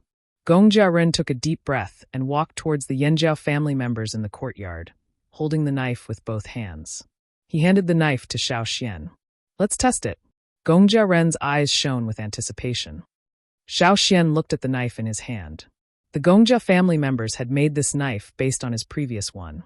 However, it was wider by a finger, almost the width of an adult warrior's palm. The blade was silvery white with no other patterns. It was very heavy, much heavier than Xiao Xian's previous one made from crystal core. It was not suitable for other tribes, but for the Yanjiao people, it was a good weight and suitable for hunting. When he turned the blade, the sunlight reflected off the blade, causing the people who gathered around to squint their eyes. Usually, they would start with an intermediate stone, but this time, Gong Jiarun tossed out a superior stone. A blinding flash of light followed by a crisp sound. Gong Jiarun's rock was split into two. The cut was smooth, and there was no delay in the breaking of the rock. The blade did not bend at all. Everyone who saw this scene couldn't help but hold their breaths. Then they were filled with intense joy. "Nice! Nice knife! Xiao Xian, can we use the same method you used in the desert?" asked Gigu. Xiao Xian had used his blood to ignite the knife in the desert. It was very effective against the puppets. However, Xiao Xian shook his head at Gigu's anticipation. No. The new bronze gave off a violent vibe, while the new metal weapons made from crystal cores were all sharp. This saber, on the other hand, was similar to the new bronze in some ways, but it was on the other end of the spectrum, like a collision between a glacier and a blizzard. The knife was made from the blood of a star butterfly larva. That was why human blood could not exert its full power. Xiao Xian slid a finger across the blade. The coldness of the knife did not come from the blade itself. The temperature of the blade was only slightly lower than other metal weapons in the same environment, but there wasn't a huge difference in temperature. What truly made people feel cold was the coldness in their hearts and minds. "I heard you named the knife?" asked Xiao Xian. Gong Jiarun's excitement grew at Xiao Xian's question. "The knife's name is Frost Star. When the Gongjia family made a knife they were particularly satisfied with, they would name it. It was a way to express their feelings towards the weapon and to show off their work. Almost every craftsman hoped that their metal wares would become famous. Humans had a limited lifespan, but metal wares such as sabers and swords had a much longer lifespan than humans. In the future, when the person who made the metal wares passed away, the metal wares with a name would still be known and remembered by more people. At the same time, everyone would also remember the person who made the famous metal wares. This was also a continuation of the glory. Ever since Gongjia Run and the rest arrived at the Yanjiao tribe, they had made many high-quality weapons. They had been here for a long time and had forged more crystal cores. They had come across more types of metal weapons and gained more experience. Their skills had improved tremendously, and they had even found many ways to improve their skills. It was undeniable that the Gongjia family had talent in this area. They could always find suitable techniques and improve them faster than others. The cold star in Xiao Xian's hand could be considered the pinnacle of Gongjia Run and the others' skills. Whether their skills would improve in the future, or whether they would be able to create better metal weapons was still unknown. However, the cold star was the metal weapon they were most satisfied with, and the one they wanted to make famous the most. There was no doubt about that. Ever since Gongjia Run and the rest arrived at Yanjiao, Gigu, Ao, and the other leaders had changed their weapons. Now, they were using new weapons made from crystal cores, a grade higher than new bronze. Now, what the warriors in the tribe were after was no longer a new bronze weapon, but a new metal weapon made of crystal core. However, after making so many weapons, Gongjia Run and the rest did not have the desire to name any of them. Until this knife appeared. From stone tools, horns and bones, to gold, to new bronze, to new weapons made from crystal cores, and now Xiao Xian's frost star. This generation of Yanjiao people had experienced 5 qualitative evolutions in their hunting tools. Frost star. That's right. Gongjia Run still remembered the white sparks that flew when they were forging. It was as if they were standing in the cold night sky and watching the stars fly by. Because time was limited, they had only successfully created 1 saber so far. In fact, they had also made a few knives in their experiments. Compared to normal weapons, these knives were naturally much better. However, to the Gongjia family's perfectionist OCD technicians, these were undoubtedly failures. They had to be melted down and not used in public. According to them, it's embarrassing and damaging to our reputation. Now that they had made Frost Star, Gongjia Run and the rest had their own plans. They knew Xiao Xian was going to the royal city, and there were many Gongjia craftsmen in the royal city. What would happen if their Frost Star met the craftsmen's famous weapons? They had been forced to leave the Gongjia family. Perhaps in the Gongjia family's eyes, they were no longer important people worth mentioning. They were people who had been abandoned. They wondered how the Gongjia family members would react when they saw Frost Star. Gongjia Run was filled with anticipation.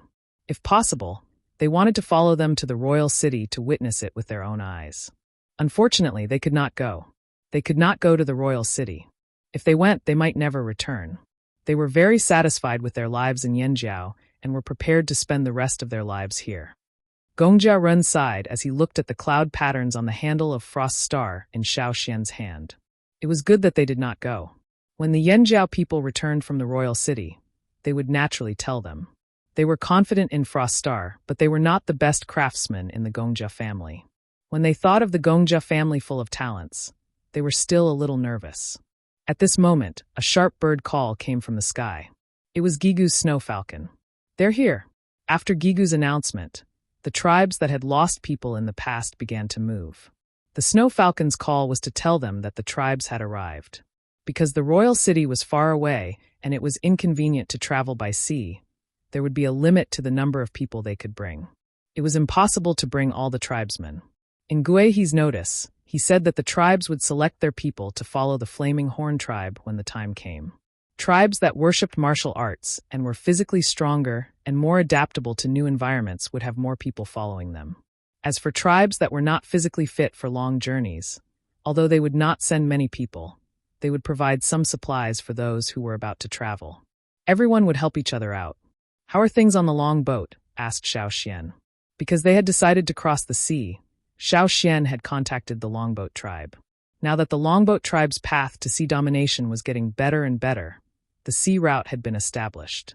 If Yanjiao wanted to cross the sea, it would be most convenient for them to find the Longboat tribe.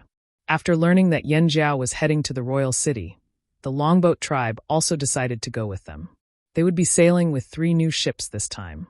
"The letter just arrived this morning. The Longboat people want us to wait at the usual place," said Gigu.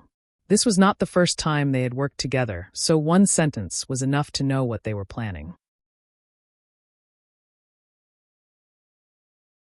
Chapter 8:11. The number of people Yanjiao brought this time was much more than the last time they met the Taihe tribe. After deciding to go to the royal city again, Gigu picked 1,000 people from the tribe to go with them this time. Ever since he became the chief, he rarely went on long trips. After all, he was busy in Yanjiao and Xiao Xian took care of other important matters. He didn't have a chance to do anything. Now he could finally go on a long trip. Other than Gigu, Ao and Ta were going with Xiao Xian. As for Duo Kong and Zheng Luo, they stayed behind to guard Yanjiao. Zheng Luo and Duo Kong were from the other side of the continent. Even if they weren't familiar with the royal city, they had seen other cities. Ao and Ta were different. They grew up here and only knew about the other side of the sea from other people. They only had a vague idea of the place and had always wanted to go and see it for themselves. This time was perfect. There were 1,000 people from Yanjiao and another 1,000 from other tribes. Gigu sent out a notice to invite the tribes who had lost people to come over. He also emphasized that there would be great risks. However, many of the tribes who came over this time didn't have any cases of missing people. Some even volunteered to go with them. Xiao Xian even saw the more timid Ji tribesmen. "You lost people too?" Xiao Xian asked. The chief of the drumming tribe, Abuli, nodded vigorously. "Yes, we've embarrassed ourselves." "What did he say? How many are missing? Are they children or adults?" Abuli thought for a moment, his eyes flashing. My lord, the adults lost." Xiao Xian looked at the other 4 Ji tribesmen beside Abuli. When they met Xiao Xian's gaze, the 4 Ji tribesmen hurriedly looked down at their toes. The toes on their big feet kept digging into the ground. They looked very nervous. They probably didn't know how to lie with their chief. Xiao Xian understood that Abuli was trying to find an excuse to follow him on this journey. He did not continue asking and left to check on the situation of the other tribes. Although each tribe didn't have a lot of people, like the Thunder Mountain tribe and the Drumming tribe, they only had 100 to 200 people. Even if they wanted to send more people, Gigu had already said that they couldn't send too many people. As for the other tribes, there were only a few of them. However, due to the large number of tribes that came, Xiao Xian's absence, other tribes had joined the Flaming River Valley. There were even tribes from the central region that had migrated over. In total, there were more than 1,000 of them. Hence, there were more than 2,000 people from the Flaming River Valley who had left this time. There would be even more people on the long boat. Although Yanjiao also built ships, there were only about 10 ships that could sail. This time, there were many people going. After meeting up with the Longboat tribe, they would borrow the Longboat tribe's ships. Ganqie decided to follow. After everyone was gathered, Yanjiao did not delay any longer and set off. The Longboat tribe's main camp had already moved to the seaside. However, they did not give up on the Longboat tribe's original camp. They had a backup plan. They only moved their main camp to the seaside. This time, Yanjiao's team would meet up with the Longboat tribe's original camp. Then, they would head to the seaside together. When Yanjiao's fleet arrived, the Longboat tribe's ships were already waiting there. Because there were not many people on the Longboat tribe inland, the ships were relatively empty. Yanjiao sent some people over. The Longboat's ships are faster. Xiao Xian could clearly feel the changes in these ships compared to the Longboat tribe's old ships. The Longboat tribe's talent in building ships was similar to the Gongjia family's talent in smithing. No one could be envious of them. Xiao Xian looked around. The people in the Longboat team must have brought the gems they got from the other tribes. Many tribes here didn't value gems.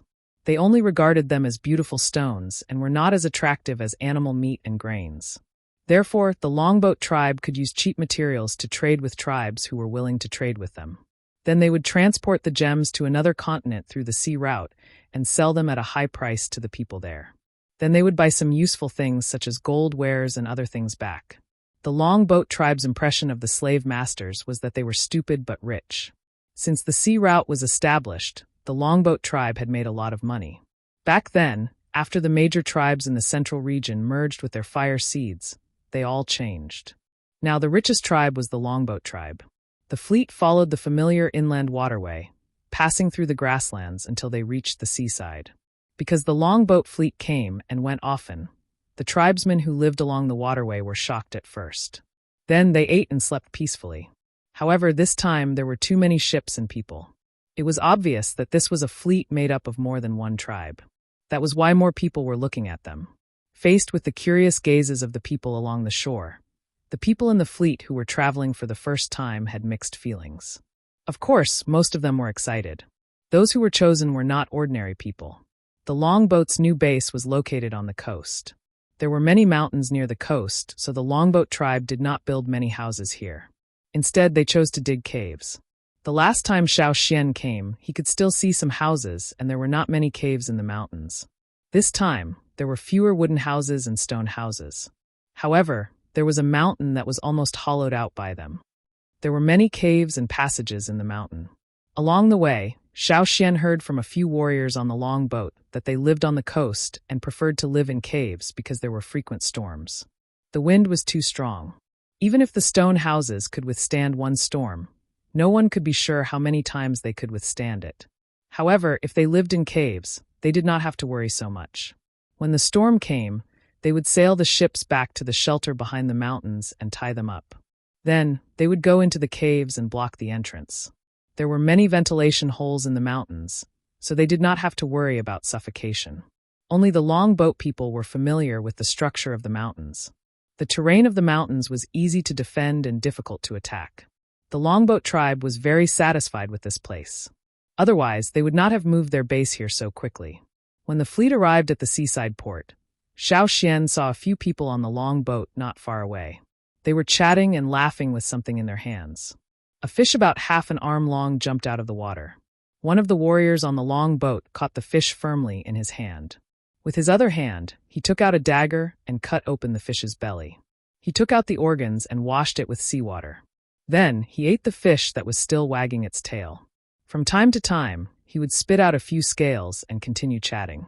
Looking at this series of actions, these people were already used to this kind of life. Ha ha, long time no see, Yanjiao people. The chief of the longboat tribe, Mu Fa, laughed as he came over.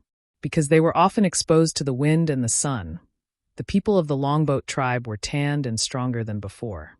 Even though they looked thin and weak, the people of the longboat tribe gave people a sense of explosive strength. Their eyes were sharp. It was not that they were against the Yanjiao people, but the many things they had experienced during the voyage had imperceptibly given them this kind of gaze. They exuded a fierce aura from head to toe. They were not inferior to the Yanjiao people who were used to hunting dire beasts. The longboat tribe today was completely different from the longboat people in Gigu's memory a few years ago. When the two were put together, no one would have thought that they were actually the same tribe. When the tiger in their heart was released, they became more dangerous. This was the true face of the ambitious longboat people. Mu Fa, who was in the prime of his life, had enough time to realize his ambitions. He had already become the leader that generations of longboat people looked forward to. He had left a thick mark in the history of the longboat tribe. When the descendants of the longboat tribe talked about the longboat era, they would definitely mention Mu Fa, the legendary leader. He had contributed greatly to the change of the longboat. Mu Fa came over to greet Gigu, then looked at Xiao Xian. Are we really going to the royal city? Although Mu Fa had never been to the royal city, he already had some understanding of it. If the Yanjiao people were to be surrounded by the slave master's army, they would be in danger. The slave master's words could not be easily trusted. What, have you changed your mind? Xiao Xian asked. Yes, of course we're going. Mu Fa said without hesitation. When are we leaving? We can't go out to sea yet. Let's wait. Why? Are there more people coming? Xiao Xian had used a straw rope to divine that this period of time was very suitable for sailing. The longboat boats were also ready. Excluding these reasons, the most likely reason for Mu Fa's delay was that there were more people coming. Mu Fa did not deny it. A few days ago, people from the Hui tribe said they wanted to go with us. The Mang tribe and the Eight Limbs tribe also sent me letters saying they wanted to go with us. Since the longboat's headquarters moved here, the Hui tribe, Tianshan tribe on the grasslands, as well as the Mang tribe and the Eight Limbs tribe in the central region, all had people following the longboat fleet out to sea. But why did they all come together this time? Chapter 8:12. The Yanjiao team waited for a few more days before the Hui tribe, Mang tribe, and Eight Limbs tribe arrived one after another. They were all familiar faces from these three tribes. There weren't many of them, less than 500 in total. However, all in all, the team that was going to cross the sea this time was huge. The Flaming River Valley had around 2,000 people, the Longboat tribe had almost 2,000 people, and the Hui tribe, Mang tribe, and Eight Limbs tribe had 500 people. This number didn't sound like a lot, but it was already a huge number to the people on this side of the continent. After all, most tribes didn't have as many people as this number. This time, there were more than 100 ships of various sizes that were going out to sea. This included the Flaming Horn tribe's own ships and the 10 or so ships they bought from the Longboat tribesmen after arriving here. If all the Yanjiao ships were loaded with people, there wouldn't be much space to store goods.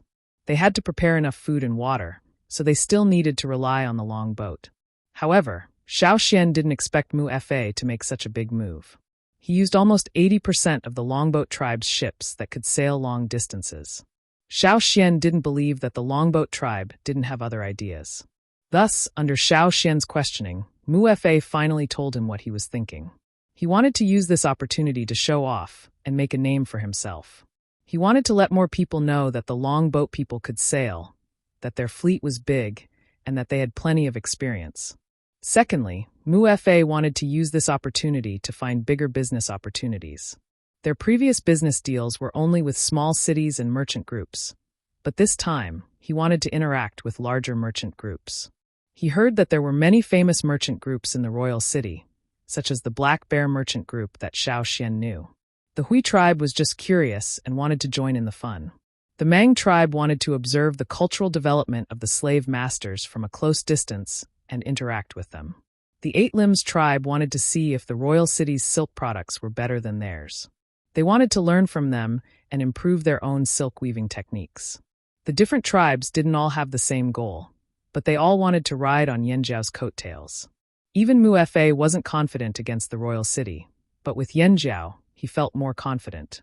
Especially with Xiao Xian, Mu Fa felt even more confident. The people they were waiting for had arrived, and the team finally set off. The route this time was different from the one Xiao Xian took to pick up the Taihe tribe. This was a route discovered by the Longboat tribe. After all, the destination was different. The last time they went to pick up the Taihe tribe, their destination was the forest, but the Longboat tribe usually went there for trade. Even if they couldn't get too close to the cities, they couldn't go too far either. After the Longboat tribe started their navigation mode, they had already opened up several routes. The route they were taking now was the most important one among the routes they had already decided on. It was also the route they sailed the most frequently. Life on the sea was undoubtedly boring. For many of the tribesmen who had no concept of sailing, this was a difficult experience, not to mention those who were seasick.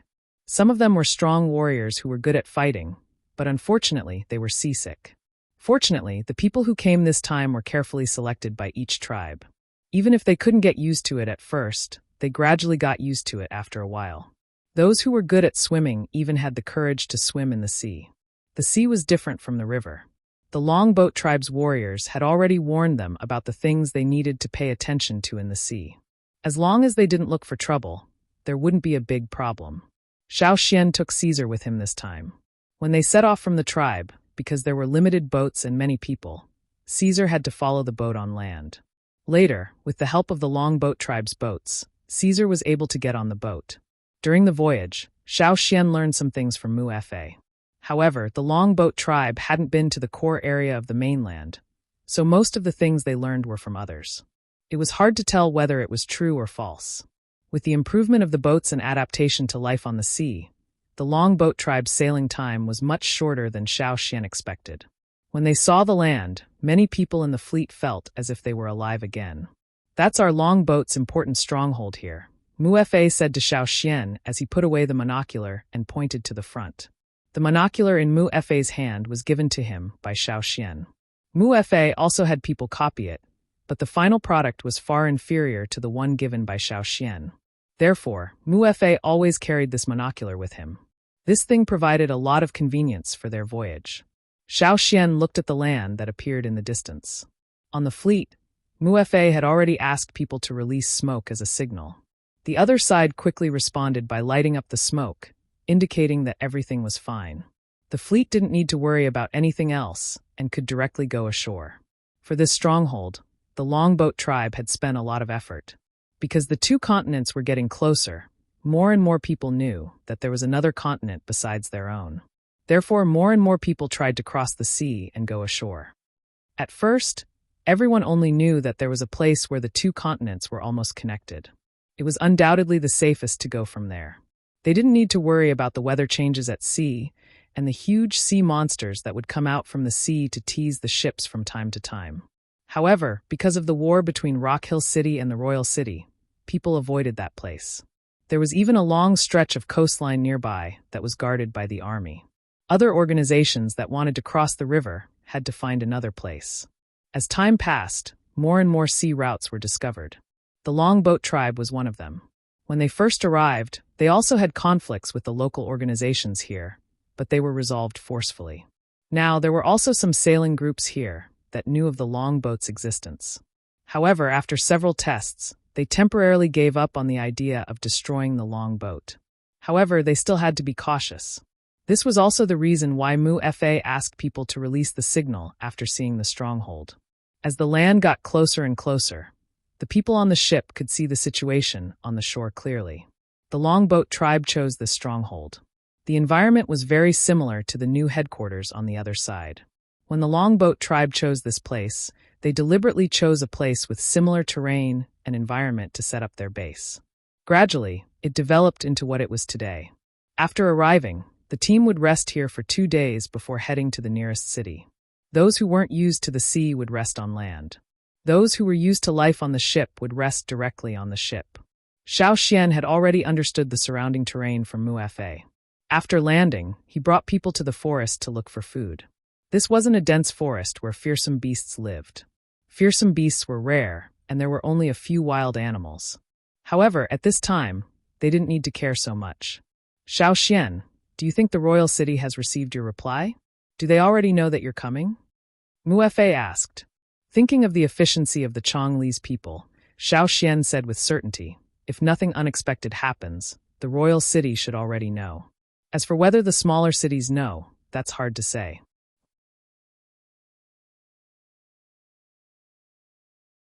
Chapter 8:13. Mu-Fa sat on a rock in the grass to rest. Beside him were a few Longboat tribe members who had just returned from scouting. The rest of the Longboat tribe and Yanjiao's team were still behind. Mu-Fa had led his men to scout ahead. After all, they were familiar with the area and could judge the slightest movement. Their main goal was to see if the slave masters and nobles had made any moves. According to the shortest route from the landing point to the royal city, the shortest route had to be near Chaoqiu City.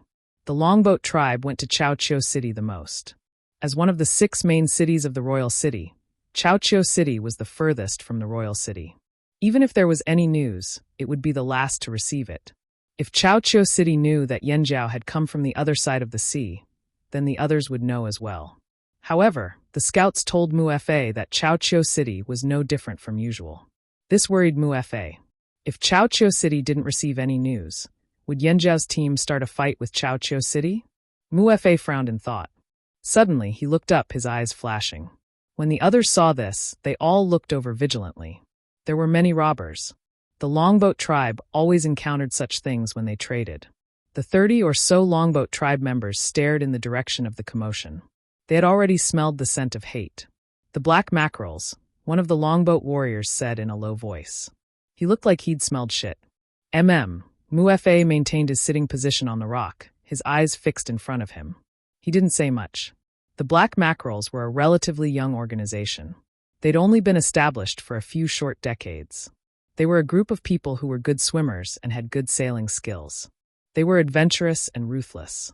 In the past, the people of the Black Mackerels only traveled between some rivers and occasionally went for a swim in the sea. However, the risks in the sea were too high and there were no benefits to be gained. Thus, they had always focused on the rivers on the mainland. They engaged in river trade, transporting people, transporting goods, robbing, and so on. Of course, if that was all, the Black Mackerels would only be an insignificant character among the many similar organizations. It was not until the cataclysm that the two continents approached each other that the Black Mackerels seized the opportunity to rise up and participate in the voyage. They would pay a high price to send some people to the other side of the sea. Over the past 2 years, they had recruited at least 2,000 newcomers. A portion of them stayed inland to continue the river trade, while the rest seized the excellent territories on the coast. The black mackerels had also wanted to buy a ship from the longboat. In terms of building ships, the longboat people did have the advantage. Each ship was large enough for multiple voyages, while the black mackerel's ships were much inferior. This was also the reason why they hadn't really set foot on the other continent yet. Their current ships could secretly transport a few people, but if they wanted to transport precious goods or engage in naval battles, then they wouldn't have much of an advantage. Unfortunately, the longboat people didn't sell their ships. No matter how the black mackerels threatened or tempted them, they just wouldn't relent. When the longboat tribe was fighting for territory, the black mackerels had joined forces with 2 other organizations to cause a lot of trouble for the longboat. Therefore, when the black mackerels were mentioned, the longboat people didn't have a pleasant expression. Soon, a team appeared in the vision of Mu-Fa and the others. It was a team of about 200 people. They made a lot of noise and didn't try to hide their movements at all. This was also why Mu-Fa and the others were able to detect them so quickly. Yo, I was still guessing who it was. So it's you guys. In the front of the team, the leader was wearing a gray leather coat. This was not the skin of a land animal, but the skin of a fish beast in the sea. More than half of it was shark skin, which was also the favorite skin of the black mackerels. There were also some dark red polished beads hanging around his neck. These were all ornaments polished from bones and stones that could only be found in the sea. This person's name was Sea Sand, and he was the current leader of the black mackerels. Mu-Fa looked at the team behind Sea Sand. There were 5 bowhorn giant bulls pulling wooden carts. The carts were filled with goods. Looking at the direction they came from, they must have gone to Chao Chiu City to make a deal. The movements of the 5 bowhorn giant bulls were too loud. They couldn't hide even if they wanted to. The bowhorn giant bulls were commonly used to pull carts in this area. They were bigger than the other bulls. The horns on their heads were like open bows. Their horns were bigger and longer than other bulls. They were easy to tame and were more docile than other bulls. They just looked scary. Looking at the goods on the 5 carts, the black mackerels had a good harvest this time. No wonder they were in a good mood. Seeing that Mu-Fa didn't respond, Sea Sand was surprised. If it was in the past, the people on the long boat would have given them a cold snort. But now, the people on the long boat didn't seem to want to talk to them. However, it didn't matter if they didn't say anything. Seeing that there weren't many people on the long boat, Sea Sand's rough face revealed a hint of cunning. He tilted his head slightly to look at the few people beside him. They exchanged glances. They could tell that the other party was also planning to teach the people on the long boat a lesson. Sea Sand's actions weren't subtle. He knew that the people on the long boat had seen it. He wanted to see their flustered and exasperated faces. But when Sea Sand looked over, he realized that the people on the long boat had strange expressions. They didn't seem worried. Instead, they seemed to be mocking them. A hint of surprise flashed across Sea Sand's eyes. The cunning smile on his face disappeared. The people on the long boat's reaction was very strange. To be able to become the leader of the black mackerels and lead the entire black mackerels to rise quickly, Sea Sand was quite perceptive. He made a hand gesture behind him, indicating that the people on the team shouldn't be impulsive. Why were the people on the long boat so calm in the face of their deliberate malice? Where did their confidence come from? Just as he was thinking about why, a few birds flew across the sky. Moo! 5 bowhorned bulls stomped their huge hooves and cried out anxiously. The people on the black mackerels team tensed up. Be alert! Someone's coming. The smile on Sea Sand's face disappeared. He was serious. He retracted his gaze from the sky and looked at the forest behind Mu-Fa and the others. The footsteps were getting closer and closer. Sea Sand's ears twitched. He could even hear the footsteps of predatory beasts. The size of the beasts shouldn't be small. Who? Who is it? Crack, crack, crack. A series of sounds of branches breaking rapidly approached. A gray wolf's paw stepped out of the forest. The wolf's back, which was much taller than a human, easily broke the surrounding trees. The wolf's mouth was biting a bleeding deer. The warm breath from the wolf's blood-stained teeth blew out. The surroundings seemed to be contaminated by the smell of blood. The atmosphere suddenly became tense. Sea Sand realized that there was a person riding on the wolf's back. After that, another 20 or so people walked out of the forest one after another. One of them was carrying a snake that was as thick as 2 people. The snake's head had already been cut off. The person carrying the snake coiled up the snake's body and tied it with rattan grass. He swung the snake around casually, as if he was swinging an ordinary rope instead of a snake. The murderous aura that came from hunting increased even more after seeing Sea Sand and the others. It was different from the murderous aura of the people on the long boat. It was different. It was more like the murderous aura that came from deep in the mountains where the beasts gathered. To be able to create the black mackerels and develop it into a famous sailing organization in just 10 years, Sea Sand's eyesight was quite good. It was because of this that he was afraid and puzzled. Among the people who just appeared, there were at least 10 who could pose an absolute threat to him. This was just a casual glance. If he looked more carefully, he might find more powerful people who had better. Who were these people? Where did they come from? What was their relationship with the people on the long boat? The more he thought about it, the stranger it felt.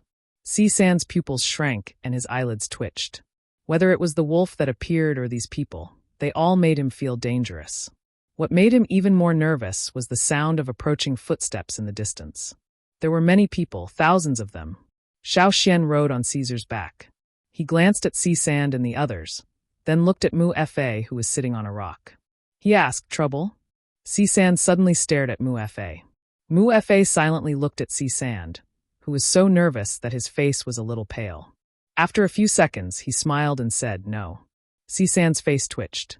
He forced a smile and said to Mu Fa, "Since you have something to do, I won't say much." Sea Sand quickly left with his people. He even changed their original route and took a long detour. Mu Fa watched them leave. Actually, it wasn't that he didn't want to use this opportunity to attack Sea Sand, but if they attacked the black mackerels this time, the black mackerels would definitely attack the long boat's stronghold while they were away. The black mackerels were very vengeful. According to Mu Fa's understanding of the black mackerels, if he let them go this time, Sea Sand would definitely not use this opportunity to cause trouble for the long boat's stronghold. Although he didn't like Sea Sand's way of doing things still had a bit of redeeming qualities. Mu Fa believed that Sea Sand, who left in a hurry, understood the meaning of his last look. At the same time, Mu Fa secretly let out a sigh of relief. Sure enough, coming with Yanjiao this time was the right decision. The long boat wasn't without help. They could still find help. At least for now, they had a mutually beneficial relationship with Yanjiao. On the other side, Sea Sand ran far away with his people. After confirming that no one was chasing them, he let out a heavy sigh of relief. He was unwilling to give up, but also thankful. Thankful that he didn't attack just now. "Boss, who are those people?" Someone beside Sea Sand asked. "How would I know?" Sea Sand said angrily, "They're definitely not from the long boat. I've never seen them before. Could it be that a tribe is migrating?" Someone guessed. In the past 2 years, there had been many tribes migrating far away from the city. It was no wonder that he was so suspicious. "No, they're not migrating." A figure floated down like a leaf and stood in front of Sea Sand. This was the person that Sea Sand had sent out to scout the situation. "What's going on?" Sea Sand asked. The person didn't keep him in suspense and said, "Migrating would definitely have old, weak, sick, and disabled people. But there's no such person in this group. No matter if it's a man or a woman, they're all very healthy and strong. Even those who look thin and weak give me a very dangerous feeling." When he thought of the young man with red patterns on his eyelids smiling at him, he only felt goosebumps all over his body. The feeling of danger flashed by, but fortunately, that person didn't attack him. "How many people are there over there?" Sea Sand asked again. "A lot. About 4,000 or 5,000. The 200 people, including Sea Sand, all gasped when they heard this. Then where did those people come from? What's their purpose? Someone felt a sense of crisis and asked. Sea Sand narrowed his eyes and looked in the direction of the sea. Could it be the tribesmen from the other side of the sea? How's that possible? Someone exclaimed. However, thinking of the longboat people's boats, this guess wasn't impossible. But I think those people are different from the rumors. The person who came back from scouting was puzzled. Rumors? Sea Sand sneered. Rumors can't be trusted. When he first met the longboat tribe, it wasn't that Sea Sand didn't suspect the rumors he heard, but too many people said the same thing. Moreover, only people from this side of the sea went over, very few people from the other side came over. When they were transporting people, they didn't find anything near the coast that attracted them. Over time, Sea Sand had the same opinion as the others. He thought that most of the people over there were barbarians who didn't have enough to eat, used animal bones and horns as tools, and had never seen metal before. The Longboat tribe's strength was just a special case. However, now he knew that those rumors were all fucking fake. Special case?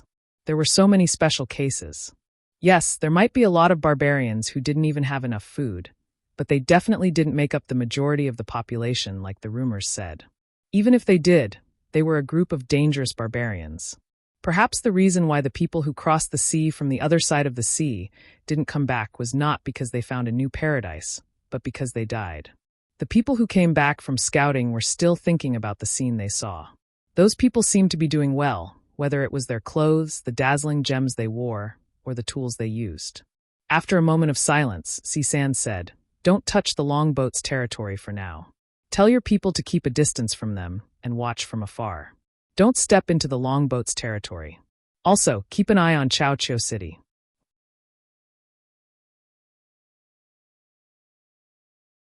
Chapter 8:14. Chao City, City Lord's residence. City Lord Chao Wen felt his eyelids twitch early in the morning. He had a feeling that something big was about to happen, but he could not figure out what it was. However, as the lord of a city, even if he was frustrated, Chao Wen still appeared as calm as usual. He even walked around the garden and looked at the precious flowers and trees that the slaves had taken care of so carefully. The flowers and plants in the garden gave off a refreshing fragrance that calmed the mind. That was why Chao Wen liked to think in the garden. Smelling the familiar fragrance, Chao Wen's uneasiness faded. However, he did not dare to be careless. To be able to become the city lord of Chao City and keep it safe until now, he naturally had the ability. He trusted his instincts. What was going on? Chao Wen lowered his head and looked at the lush greenery in front of him. Just as he was thinking, there was a sudden shout. "Not good. Not good, father." A well-dressed young man panted as he rushed over. Chao Wen frowned. He had always taught his children to be calm and collected. His children usually behaved well, so why were they so rash today? "Why are you panicking?" Chao Wen's voice was not loud, but his tone was stern. He was clearly unhappy with this person's behavior. The one who rushed over was Chao Wen's eldest son, Chao Chuan, who had the highest chance of inheriting the position of city lord in the future.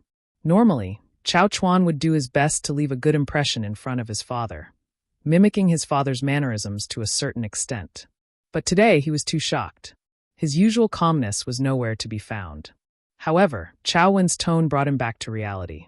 Pausing, Chao Chuan took a deep breath and quickly said, "The sentries sent word that someone is coming." Ever since the situation had changed, Chao Wen had sent a group of sentries to keep an eye on Chao City's surroundings. The moment there was any movement, they were to report it immediately. A few things had happened during this period, but they were all small problems. Hearing Chao Chuan's words, Chao Wen's brows twitched. Could this be the reason for his uneasiness this morning? "Who are they?" Chao Wen asked. I don't know." Seeing Chao Wen's frown, Chao Chuan hurriedly continued. "Although we don't know who they are, the sentry said that they might be from that direction." He pointed in the direction of the sea. "Where are they from?" Chao Kong asked curiously. "Are they tribesmen like the Longboat tribe?" From time to time, the Longboat tribe would come to Chao City to trade. Chao Wen knew this, but until now, he only knew that the Longboat tribe was an exception. He heard that the tribes on the other side of the sea were very weak, and the Longboat tribe was the strongest tribe there. The Longboat was the strongest. This was actually a boast made by the Longboat tribe when they first came. Moreover, for a long time, only the Longboat tribe traveled between the two continents, so many people gradually believed it. Chao Wen also knew that due to the influence of the war and the situation, as well as the fact that many places had begun to build cities, the slave masters and nobles had begun to buy slaves in large quantities. Some of the small and medium-sized tribes that originally lived inland had been forced to flee deep into the mountains and forests. It was difficult to find them, and the difficulty of capturing slaves had increased. Therefore, many slave trading organizations had extended their hands to the other continent, such as the largest slave trading organization, by. This also made Chao Wen believe that the tribes on the other side of the sea were a bunch of people who were about to become slaves. When navigation technology matured and trade became more stable, Chao Wen wanted to reach out and enslave the people on the other side, taking the gemstones and salt for himself. But now there were people other than the longboat tribe here? Why not just enslave them? How many?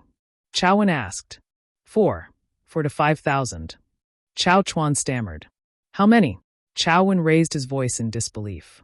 4 to 5,000? Chao Chuan nodded vigorously. The sentries said they were all quite strong. It didn't seem like they were migrating, more like they were moving with a purpose. Chao Wen opened his mouth, wanting to say something, but suddenly seemed to be stuck. His expression changed rapidly. This number, in the current environment, was indeed not a small number.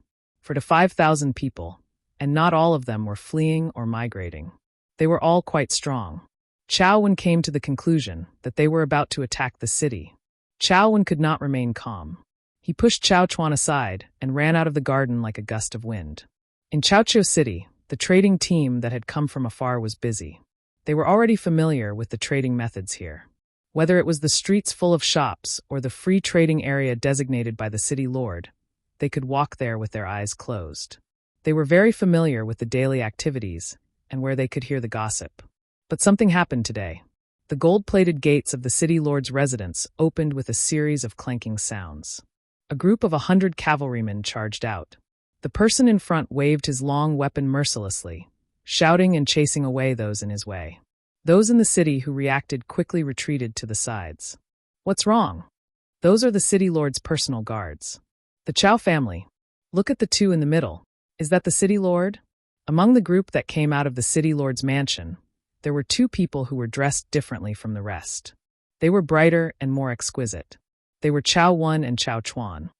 Usually, Chao Wen would take a carriage, but now that he was in a hurry, he rode a horse. They're heading towards the city gates. What's the city lord doing there in such a hurry? Looking at the group of people rushing over, anyone with a bit of foresight could tell that something was about to happen. Something was wrong. After reaching the city gates, Chao Wen climbed up the tower and looked into the distance. His heart tightened. Although he could only see a few black dots, he knew that Chao Chuan was right. There were also some suspicious figures in the air. Close the city gates. Chao Wen shouted and ordered the archers to get ready. Those figures in the air were not ordinary birds. Rumble. The heavy city gates were closed. There was a group of people who had just arrived outside the city. Before they could enter, they were stopped outside. No matter how they shouted, begged, or bribed, the city gates would not open. The city lord was personally guarding it. Who would dare to open it? Not only the people outside the city, the people inside the city were even more confused. The groups that wanted to leave the city were all stopped. The onlookers also came closer to the city gates.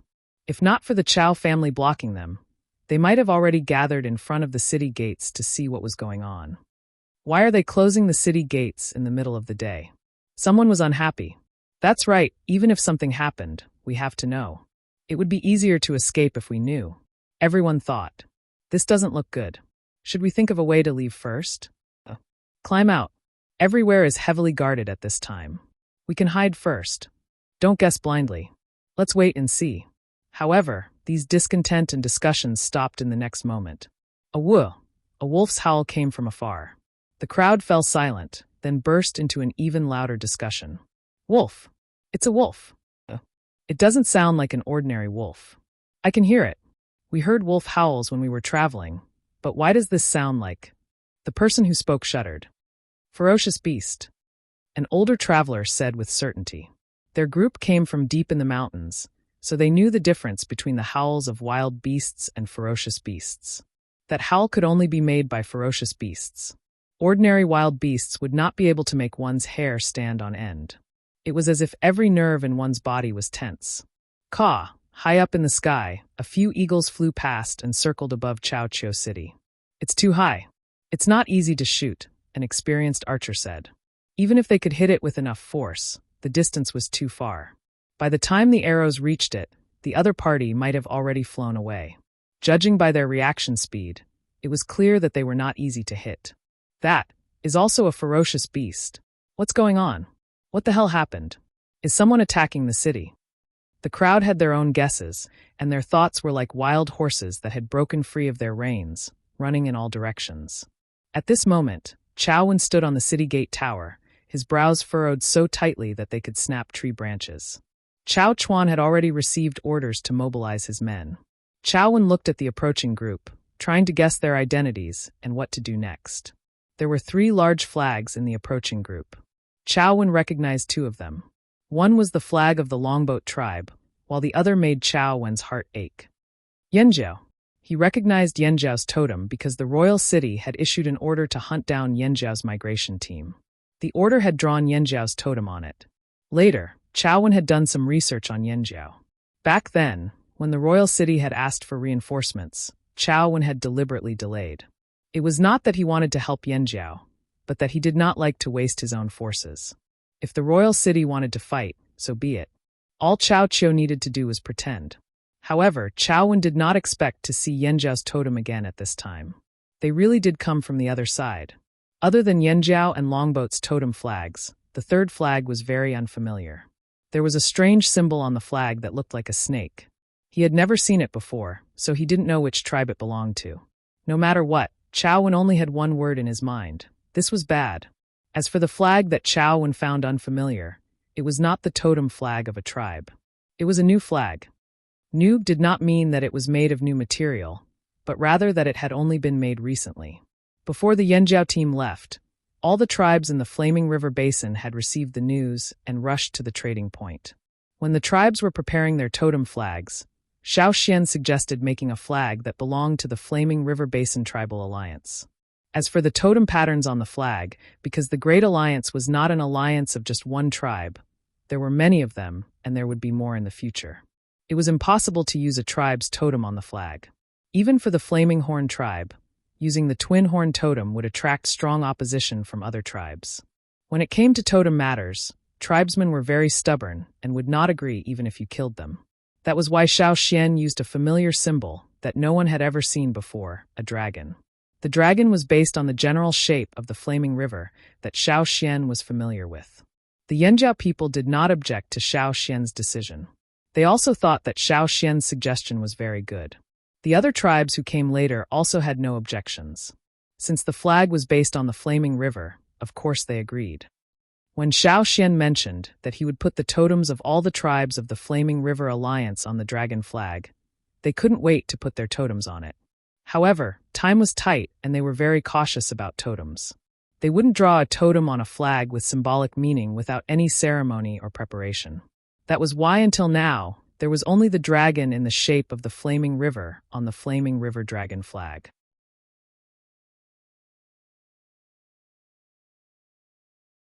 Chapter 8:15.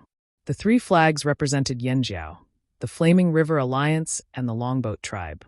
However, there were other tribes like the Hui tribe, the Mang tribe, and the 8 Limbs tribe in the group. They didn't raise their flags not because they didn't want to, but because they couldn't.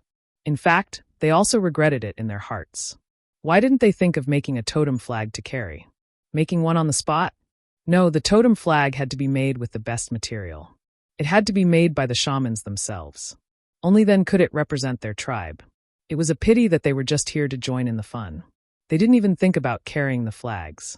Under the gusts of wind, the 3 totem flags fluttered in the wind, making flapping sounds. As they got closer, the people on the city gate tower could clearly see the patterns on the flag with their eyesight. The unlucky group that couldn't enter the city earlier was no longer knocking on the city gates. Seeing the large group of strangers approaching, they turned around and left. Chao Wen stared at the approaching group and listened to his subordinates discussing their strategy. One suggested to fight directly. While the other party was tired from the long journey, they would kill them without giving them any time to rest.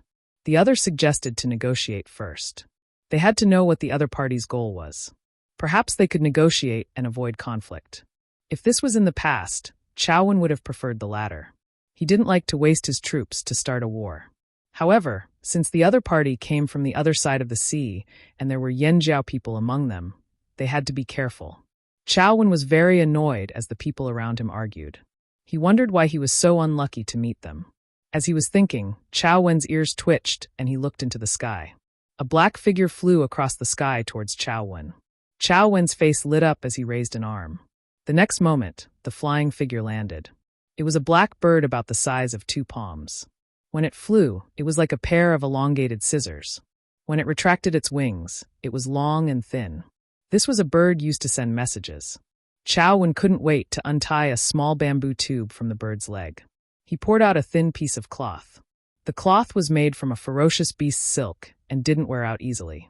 When he saw the cloth, Chao Wen was sure that it was from the royal city. Looking at the words on the cloth, Chao Xiang's tense face gradually relaxed. "Father, is it a letter from the royal city?" Chao Chuan, who had already mobilized his troops, ran up the city gate tower, sweating profusely. "Yes," Chao Wen replied absent-mindedly. Then, he carefully read the strip of cloth again. He let out a long sigh and said, "Open the city gates." Ah! Chao Chuan, who was waiting for orders, was stunned. He thought that they were going to start a war. Why did they open the city gates? Seeing Chao Wen frown, Chao Chuan knew that his father was unhappy again. He hurriedly shouted at the city guards waiting for orders, "Open the city gates." The city guards waiting below were also dumbfounded when they saw this result. Seeing that Chao Chuan was not joking, they looked at each other and then followed the leader. They carefully opened the city gate, almost moving the gate bit by bit, as if they were afraid that something would happen if they opened it too quickly. They looked through the crack of the gate at the approaching group outside the city. Roar! The crowd that was squeezing towards the city gate saw this and instantly exploded. They all retreated, keeping a safe distance from the city gate. Only 300 people entered the city. The rest did not approach the city gate, but waited outside. Xiao Xian led Caesar into Chaoqiu City. The others followed closely behind. The city guards did not even dare to collect the entrance fee. After Xiao Xian entered the city, he did not continue walking in the royal city. Instead, he raised his hand and gestured for the others to go buy things. Chao Wen still stood on the city gate tower. He did not go down because he still had not decided how to treat Yanjiao. He did not know what to say. If he was not careful, it would have the opposite effect. Thus, Chao Wen's strategy was to remain unchanged. After the Yanjiao people entered the city, they did not even think of greeting them. Instead, they entered the city like the other traveling groups and went to various destinations to trade. Only Xiao Xian, Mu Fa, and a few others remained at the entrance. Caesar lay next to them, staring coldly at the city guards. Xiao Xian glanced at Chao Wen, who was looking down from the city gate tower. Their eyes met for a few seconds, then looked away. There was no need for words. Both sides understood each other's intentions. Xiao Xian could see that Chao Wen did not want to fight. Perhaps he had received news, so he opened the city gate and withdrew half of the city guards. Chao Wen was relieved. Good. It seemed that the other party was only here to trade. He hoped they would leave quickly. The people who entered the city were led by the longboat people because of the language barrier and their lack of understanding of the city. All of them rubbed their palms together. The reason why they came directly to Chaoqiu City instead of going around was to buy things. It was still a long way from here to the royal city. They had to stock up, right? They also wanted to see the slave masters' cities. Unfortunately, after entering the city, their expectations were too high. The further they went, the more disappointed they became. Because they were familiar with Yanjiao's trading point, they were not shocked by Chaoqiu City. Instead, they felt that it was just SOSO. As for those exquisitely designed things, they were beautiful and naturally, they wanted to buy them to show off.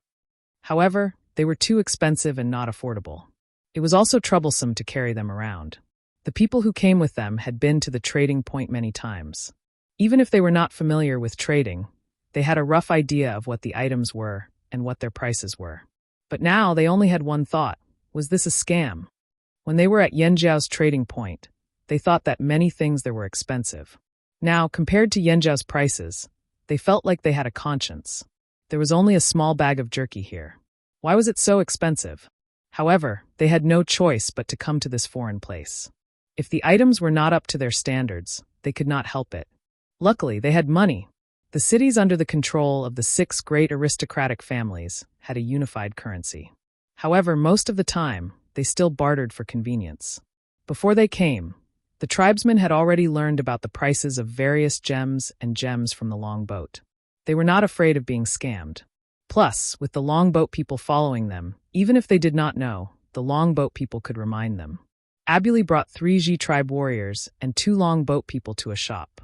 This was a shop that sold food, from grains to biscuits to meat. It was also one of the shops that travel teams often visited. From a tribe to a trading caravan, then to a shop spread throughout the city. Abuli had already learned about this change from the long boat people on the way here. That was why, after a few curious glances, he did not look at the people inside anymore. Instead, he focused on the goods in the shop. Someone was moving boxes in the shop. When the person heard someone coming, he put down the box. Before he could straighten his body, he saw 3 pairs of large feet standing at the entrance of the shop. Although it was strange to see such large feet, it was not scary. Different tribes had different styles, so he got used to seeing all kinds of people. What surprised him was that these 3 pairs of feet had rough toes and wounds, just like beggars. The people in the shop thought that they were beggars who could not find a place to stay and could not even be slaves. They were about to chase them away when they looked up. The people in the shop froze as they looked at the dazzling jewels around Abuli's neck. The sparkling and translucent crystals reflected part of the Yangguang's light, while the other part refracted the rainbow-colored light. It was very dazzling. Each of them was as thick as a child's arm. The people in the shop closed their eyes and opened them again. It was not an illusion. You guys. The words he wanted to say were stuck in his throat because he was too shocked. His eyes were wide open. Many travel teams did not show off their wealth, afraid that others would know they had good stuff. But now, the people standing in front of the shop had the aura of a nouveau riche. They did not seem to have any intention of hiding their wealth. Weirdos. Abuli did not care about the people in the shop who were like wooden poles. His eyes were fixed on the bags of grains of different colors and shapes, as well as the dried meat that was easy to carry during travel. There were many types. Although the quality was not as good as the goods from Yanjiao, there was a lot of variety. It was dazzling. Tell me, which one do you want? Abuli asked the 2 people beside him. He was having trouble choosing. That one. A warrior from the drumming tribe pointed at a type of grain nearby. The grains were plump and big enough. They looked delicious. Abuli waved his hand. Buy. That one. The other person pointed at a type of grain. Abuli glanced at it. Buy. And this one. This one looks good too. Sigh, that one looks delicious. Buy. Buy. Buy. Abuli rarely acted like a tycoon. He knew the value of the crystals in his hands, so he bought without hesitation. He was not afraid of being robbed. There were more than 4,000 people waiting outside the city. That was his confidence. 5 shops away, in another shop that specialized in selling grains, Gigu was twirling a leather bag full of gemstones in one hand. He raised his other hand and pointed at the shelves in the shop. This one, and that one over there. Give me 100 bags of each. Huh? The people in the shop were stunned. Why, you don't have any? No, we have. Seeing that Gigu was about to leave, the shop owner hurriedly stopped him. What a joke. How could he let go of such a rare opportunity? Some people looked around and realized that there were not many things that could arouse their interest. They fell into a state of we have money, but other than food, we don't know what else to buy. There were very few gemstones on this side of the continent. Why was it like this? Why was there such a difference between the 2 continents? The main reason was the core seed. The reason why there weren't many gems here was because of the existence of the core seed. Even though there were many different types of gems here a long time ago, after the core seed appeared, the gems gradually changed and became metal ores. The rarer something was, the more valuable it became. When the nobles fell in love with the gemstones, the value of the gemstones also increased. Unfortunately, gemstones were hard to find. High-quality gemstones were even harder to find. Many slave owners purposely sent their slaves to dig for gemstones, but in the end, the number of gemstones they found was less than the number of slaves who died from exhaustion. However, to the tribesmen on the other side of the continent, they could wear a bunch of gemstones and play with them. If they felt like it, they could even throw a bunch out and return to nature. Because the core seed did not fall there, all the gemstones existed according to the natural laws. For example, places like the drumming tribe were rich in gemstones. They had more gemstones than food. This was also one of the methods the longboat tribe used to make a fortune. The people of Chaoqiao City, as well as the local expedition teams, had a deep impression of the Yanjiao team. They were stupid and rich.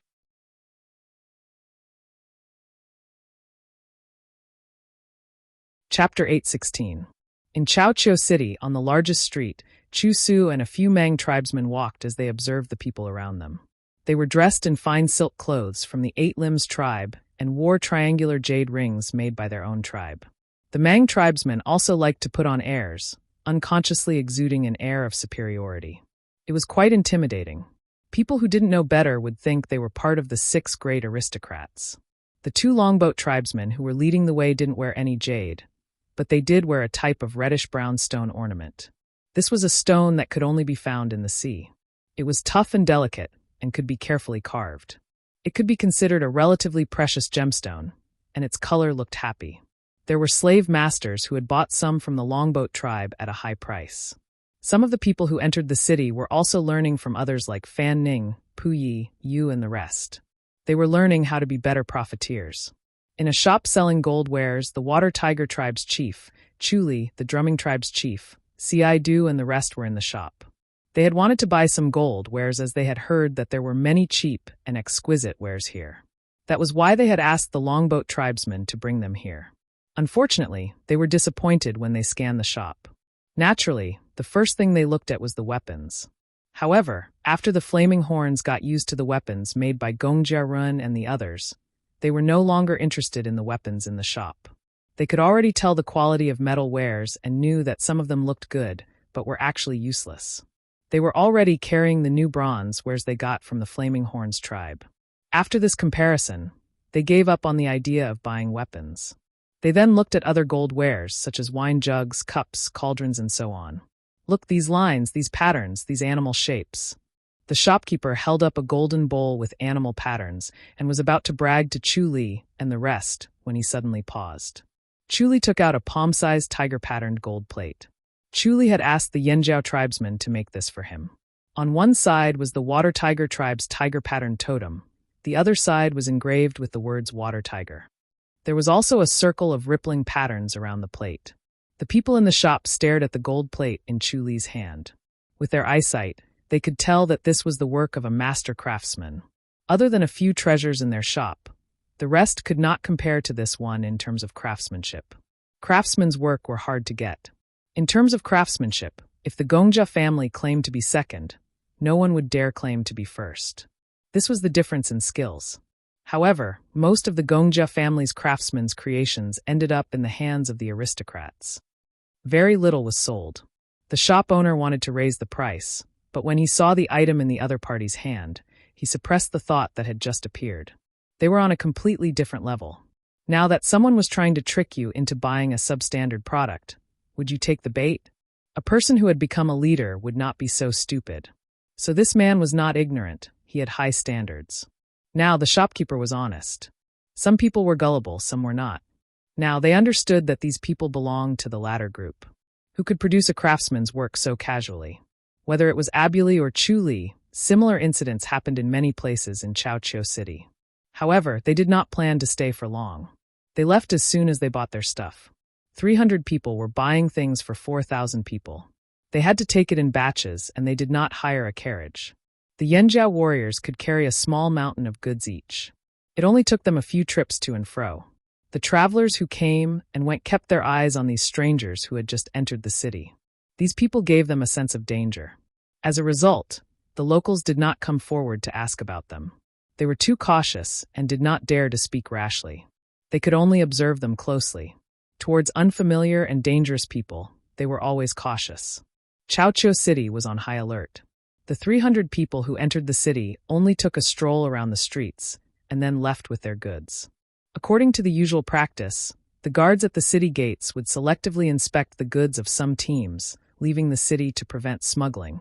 And the city guards also used this as one of the ways to earn extra money. The traveling teams that came and went, the small and medium-sized teams were angry, but did not dare to say anything. But today, no matter how these 300 people entered or left the city guards did not dare to say anything. They were best at looking at people's dishes and could see the situation clearly. At this time, they did not dare to say anything. Didn't they see the city lord standing on the city gate tower? Before Xiao Xian left, Chao Wen called out to him and threw him a piece of cloth about the size of a finger. The king gave this to you. Xiao Xian was surprised. Then he understood. The Yi family must have been involved to be able to predict their location so accurately, write a letter, and have Chao Wen deliver it. When the last Yanjiao man carried a small mountain of goods and walked briskly out of the city, all of Chaoqiu City heaved a sigh of relief. They did not fight. Chao Wen took a few deep breaths without anyone noticing. Chao Chou City was the furthest from the royal city. As one of the 6 major tribes, the Chao family of the Chao Chou tribe did not care much about other matters. Other than those who stayed in the royal city, the rest stayed in Chao Chou City, guarding their own territory. From time to time, they would take goods from the travelers to fill their warehouses. They had heard a little about the Yanjiao tribe. The tribesmen had a lot of salt and fire crystals. They were not smart and were just a bunch of ignorant barbarians. But those people are completely different from the rumors. Chao Chuan watched the travelers leave and felt like he had been tricked by the people who passed on the information. He did not know about those who did not enter the city, but those who did were not easy to deal with. A few of them gave him a very dangerous feeling. What was the situation on the other side of the sea? He had to go there himself to see and hear for himself. Otherwise, the news he heard from others might not be true. It could even be fatal. For Chao Chuan, who was determined to be the mayor of Chao Chou City, this was a mistake he should not make. Perhaps he should find some time to go out to sea and take a look. Of course, the prerequisite was that the royal city had really reached an agreement with the other side. Otherwise, if war broke out, he would just stay in Chao Chou City. Chao Chuan thought to himself. Xiao Xian did not care about what the people of Chao Chou City said about them. He used his memory to determine the location of the royal city and led the team there. The team would rather rest in the wilderness than in a slave master's city. Compared to Chao Chou City, the wilderness was safer. Although they had to be on guard against robbers at all times, they dealt with 3 groups of robbers at night. Revealing their wealth in Chao Chou City still attracted many people to take risks. The Yanjiao people never showed mercy to robbers. The next day, after dealing with another group of robbers, the team encountered a group of special people. Slave masters? Mu Fa looked at the people walking towards them. There were close to 500 people in front of them. More than 300 of them were slaves. They were chained up with special ropes and guarded by slave masters. The people Xiao Xian and the others were looking for were not among them. Most of these slaves were probably local people. The slave masters that Mu Fa mentioned were not aristocratic slave masters, but an organization that made a living by selling slaves. Judging from the direction they were heading, they were probably bringing slaves to Chao Chou City to sell. Xiao Xian and the others had seen that the slave market was empty in Chao Chou City. It seemed that the people selling slaves had not arrived yet. That's Qi. Mu Fa saw a very obvious symbol on the carriage pulled by the first 10 slaves. It was the symbol of the word Bai. Qi. When they heard that it was Qi, the tribes who had lost their slaves looked at them with strange expressions. They wanted to rush over and kill all the slave masters. However, the letter from the royal city said that the various cities had been notified of Yanjiao's arrival and that they would not attack them. It also emphasized that if Xiao Xian and the others encountered Qi's people along the way, as long as the slaves were not from the Flaming River Alliance, they hoped that Xiao Xian and the others would not attack them. Otherwise, it might endanger the lives of the people who were taken away. The people in Qi were not good-tempered. The slave masters who were driving the slaves were also curious about Xiao Xian's group. At the same time, they were also on guard. They did not know the purpose of Xiao Xian's group. They only recognized the flags of the Yanjiao and the Longboat tribe. This was something that they had discussed in private when discussing which tribe's slaves were more valuable. The Yanjiao people were strong and strong slaves sold well. As for the Longboat people, they had excellent shipbuilding skills and could be sold for a high price as skilled workers. However, the current situation told them that no matter how much they wanted to turn these tribesmen into slaves, they could not show it on their faces. Otherwise, they would not be able to leave in one piece. It was not without reason that Qi could become the largest slave trading organization on the continent. Their members knew how to judge the situation, and when it was time to be scared, they had to be scared. Facing those hateful eyes, the slave master sitting in the lead car looked calm and asked a routine question. "Do you want slaves?" Newly arrived slaves. "Yes," Xiao Xian said. Hearing Xiao Xian's answer, not only the slave master leader, but also the people on his side were surprised. Xiao Xian actually wanted to buy slaves. The other party's leader was also a veteran, so he reacted quickly. After being stunned at Xiao Xian's words, he quickly regained his senses and smiled. "You can choose whichever you like. The price is negotiable." Xiao Xian walked over and pointed to a thin figure among the slaves. "Him." The slave master leader raised his eyebrows and looked carefully at the slave that Xiao Xian had picked. "Are you sure?"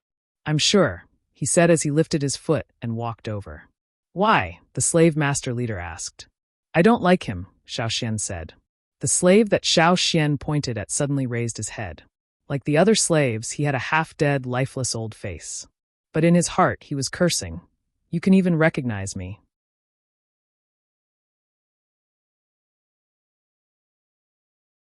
Chapter 8:17.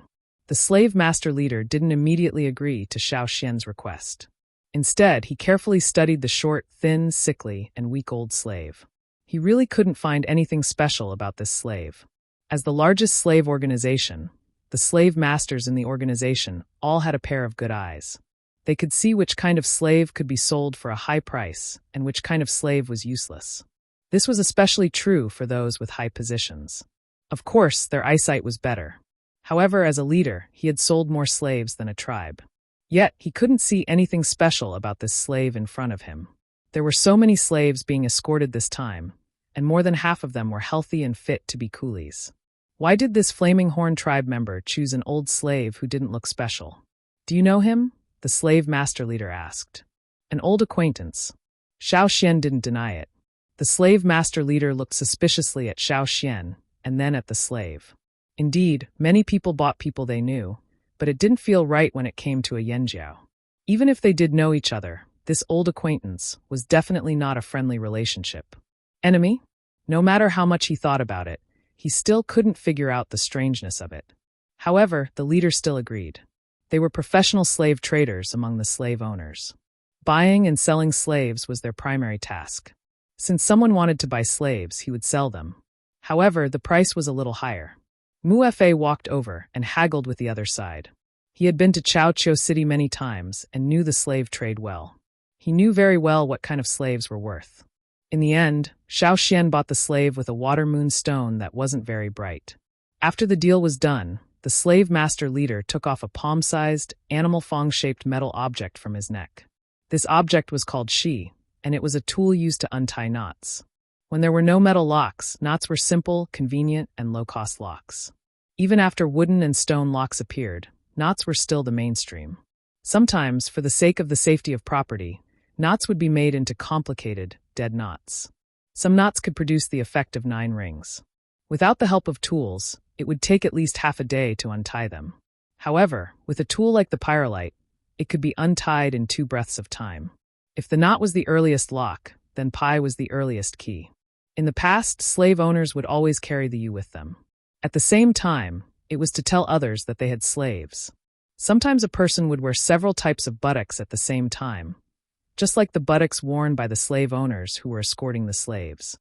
Some were short and thick, some were slender, some were straight, some were more curved, some were simple, some were more complex, and there were even many hollow patterns.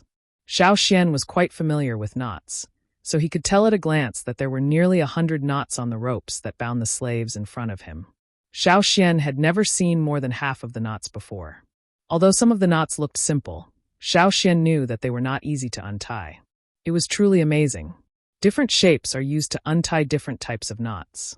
Wearing too many buttocks would naturally give people the impression that I have more slaves, so I need more buttocks. Slaves were also a kind of wealth. This behavior of the slave owners was also a display of wealth. As the craftsman's imagination ran wild, new ideas appeared one after another. Some more complex and sturdy locks were born, but they were difficult to make, expensive, and very expensive. The nobles who had the means to use metal locks realized the benefits of these new locks, and gradually reduced the frequency of using knots. The more gorgeous metal locks, in addition to being useful, could also be used to decorate the facade, showing the nobility of the slave owners, and were very popular among the nobles. With sturdy locks as a substitute, the knots in daily life no longer needed to be tied. Thus, the buttocks used to untie the ropes were gradually used less, but they did not disappear. Nowadays, the pyrolite continued to be passed down, but its function continued to fade, and it was developed in the direction of accessories. The nobles continued their habit of showing off, wearing the pyrolite to show their noble status as slave owners. Since the pyrolite was no longer used to untie the ropes, it did not need to be so sturdy and durable. The pyrolite made of beautiful gems was a good accessory, and it was more impressive. Some female slave owners would also use it to fix their hair as hair accessories. The pyrolite's production leaned more towards the gorgeous appearance, and not the functional practicality. Therefore, many slave owners still had the tradition of wearing the pyrolite, but the people who wore the pyrolite might not really use it to untie the ropes. However, there was a special group among the slave owners.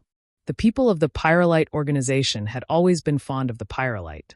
The pyrolite they wore was still used to untie the ropes. When escorting slaves, they mostly used the ropes, and the ropes were also specially treated to be more sturdy. The people of the pyrolite were good at making knots. If they did not use tools, it would be very difficult to untie the ropes. Of course, if they used a hard and sharp weapon to cut the ropes, they would naturally be able to cut the ropes. However, who would risk offending the pyrolite organization by snatching their slaves? Most of the slaves who tried their best to break the ropes and escape would still be found by the pyrolite organization through various means and punished in a more cruel way. Some of them were sold as food to the cannibal tribes after being squeezed dry of their labor. Very few slaves who fell into the hands of the pyrolite could escape safely. The leader of the slave owners used a machete-like pyrolite to untie a knot that was connected to the slave team. He held the untied rope and handed it to Xiaoxian. The other end of the rope was tied to the old slave. "This slave is yours." The other slave owners who were escorting the slaves were full of joy when they saw that the deal had been made. They felt that this deal was worth it. They had made a lot of money. Water moonstones were rare here. They could also be used for illumination and were more valuable than ordinary gems. An old slave who did not have much labor in exchange for such a gem was not bad. However, the leader of the slave owners did not have much joy on his face. Instead, he became more and more puzzled. He did not regret making this deal. Whether it was a loss or a gain, he would admit it himself. However, there was still a strange feeling in his heart. When he left, he looked back at the old slave with a crooked back several times. Unfortunately, he still could not see anything. When the slave team left and went far away and could not be seen, Xiaoxian looked at the old slave who was standing there with his head down. "Still pretending? Do you think I don't know who you are?" The others were even more curious by Xiaoxian's words. They looked left and right. They had never seen this person before. I don't know. What are you talking about?"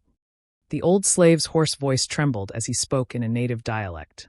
Even the Longboat tribe who came here had already learned the local dialect, but they were not as good as him. Gigu and the others were even more puzzled. Who is this? Could it be that Xiaoxian knew him when he came here? They had been on the other side all this time, so they definitely did not know this person. While thinking, Gigu heard Xiaoxian say, "Stop pretending, Robber 7. Robber 7. Thousands of pairs of knife-like eyes swept over. The Yanjiao people's view of robbers was as disgusting as feces. Ever since they knew that robbers came here, the Yanjiao people were excited and gloating. Now they actually saw robbers again. What an old acquaintance. Years ago, Robber 7 went to Yanjiao's farm to steal cabbages and was caught. Xiaoxian beat him down. Later, this person teamed up with other robbers to steal the green-faced fanged beast, but was chased by Xiaoxian. In the end, he could only whistle for reinforcements while being demoted. Now they met again. Knowing that he could not hide, Robber 7's face contorted. Previously, when he was in the group escorting the slaves, he thought that he was a genius. Once he got into Chaoqiu City, he would find a chance to escape and piss off the Bai people. La la la la, the victory song of the robbers, kept repeating in his heart. Robber 7 was very pleased with himself. However, before he even got to Chaoqiu City, he met Xiaoxian, his nemesis. He had already put on a disguise, but Xiaoxian still recognized him. Every time he met a Yanjiao person, nothing good happened. Robber 7 felt that he was so unlucky because he did not pay respects to his ancestors before this operation. Under the watchful eyes of the crowd, the old slave, who was originally weather-beaten, dispirited, and weak, gradually began to change. He was no longer stooped, his back straightened, and his shriveled body bulged like an inflated balloon. There was also a burst of creaking sounds of bones dislocating. Gigu and the others looked at the slave with surprise, confusion, and then anger. At the same time, they all thought, "Fuck, it really is him." Robber 7. The Yanjiao people stretched their shoulders and surrounded Robber 7 in the middle. They laughed coldly, and their eyes seemed to say, "See if I don't beat you to death." Robber 7 seemed to be frightened. He stood there in a daze, his eyes glazed over. However, Xiao Xian knew that this guy must be thinking of a way to escape. Looking at the surrounding terrain, Xiao Xian confirmed that it would be difficult for Robber 7 to escape. He asked again, "Tell me, what did you steal this time?" Thieves wouldn't hide after stealing. Others were afraid of being found out, but they were afraid that others wouldn't know. They would even show off. The more precious an item was, the crazier they would show it off. They wanted to let everyone know about it. However, Robber 7 might not tell the truth in order to protect his gains. As expected, Robber 7 did not respond to Xiao Xian's question. Xiao Xian did not rush him either. He said, "We will be going to the royal city this time. At the same time, we will bring a message." Robber 7 lowered his head and did not move. However, Xiao Xian knew that he was listening. He continued, "We will tell the people of the royal city that Robber 7 used all his effort to steal the underpants of Chao Wen, the lord of Chaoqiu City." Robber 7 raised his head and looked at Xiao Xian. "This is an insult to my robbing skills. Not to mention Chao Wen's underpants, he could easily steal the underpants of the people in the royal city's palace. This kind of low-level method was something that only newbies would do. Why would Robber 7 do it? He was going to be the head of the robbers. The royal city was filled with large caravans and traveling teams. This kind of entertainment news would probably spread like wildfire. Perhaps some people who had already been harmed by the robbers would enthusiastically announce Robber 7's gains and add some extra information to make the news more interesting. Obviously, Robber 7 had thought of many things. "Hey, you think people will believe you?" Robber 7 looked nonchalant. "You can try," Xiao Xian said calmly. Robber 7 did not say anything. If the Yanjiao people threatened him with violence, he would have made up all kinds of lies to deceive the Yanjiao people. However, Xiao Xian mentioned this. It was a matter of reputation. This was simply pouring dirty water on his reputation. Moreover, these words were not that damaging if it was said by others. However, since it was said by the Yanjiao people, Robber 7 had to be more careful. He was afraid that the Yanjiao people would slander him even more. He was preparing to increase his ranking. He did not want to be affected by this. After thinking for a while, Robber 7 said listlessly, It's The Bai people call it the leader's bone lock." Robber 7 could not help but feel proud. He had stolen it from the leader of the Bai group. He planned to use it to increase his ranking in the robbers.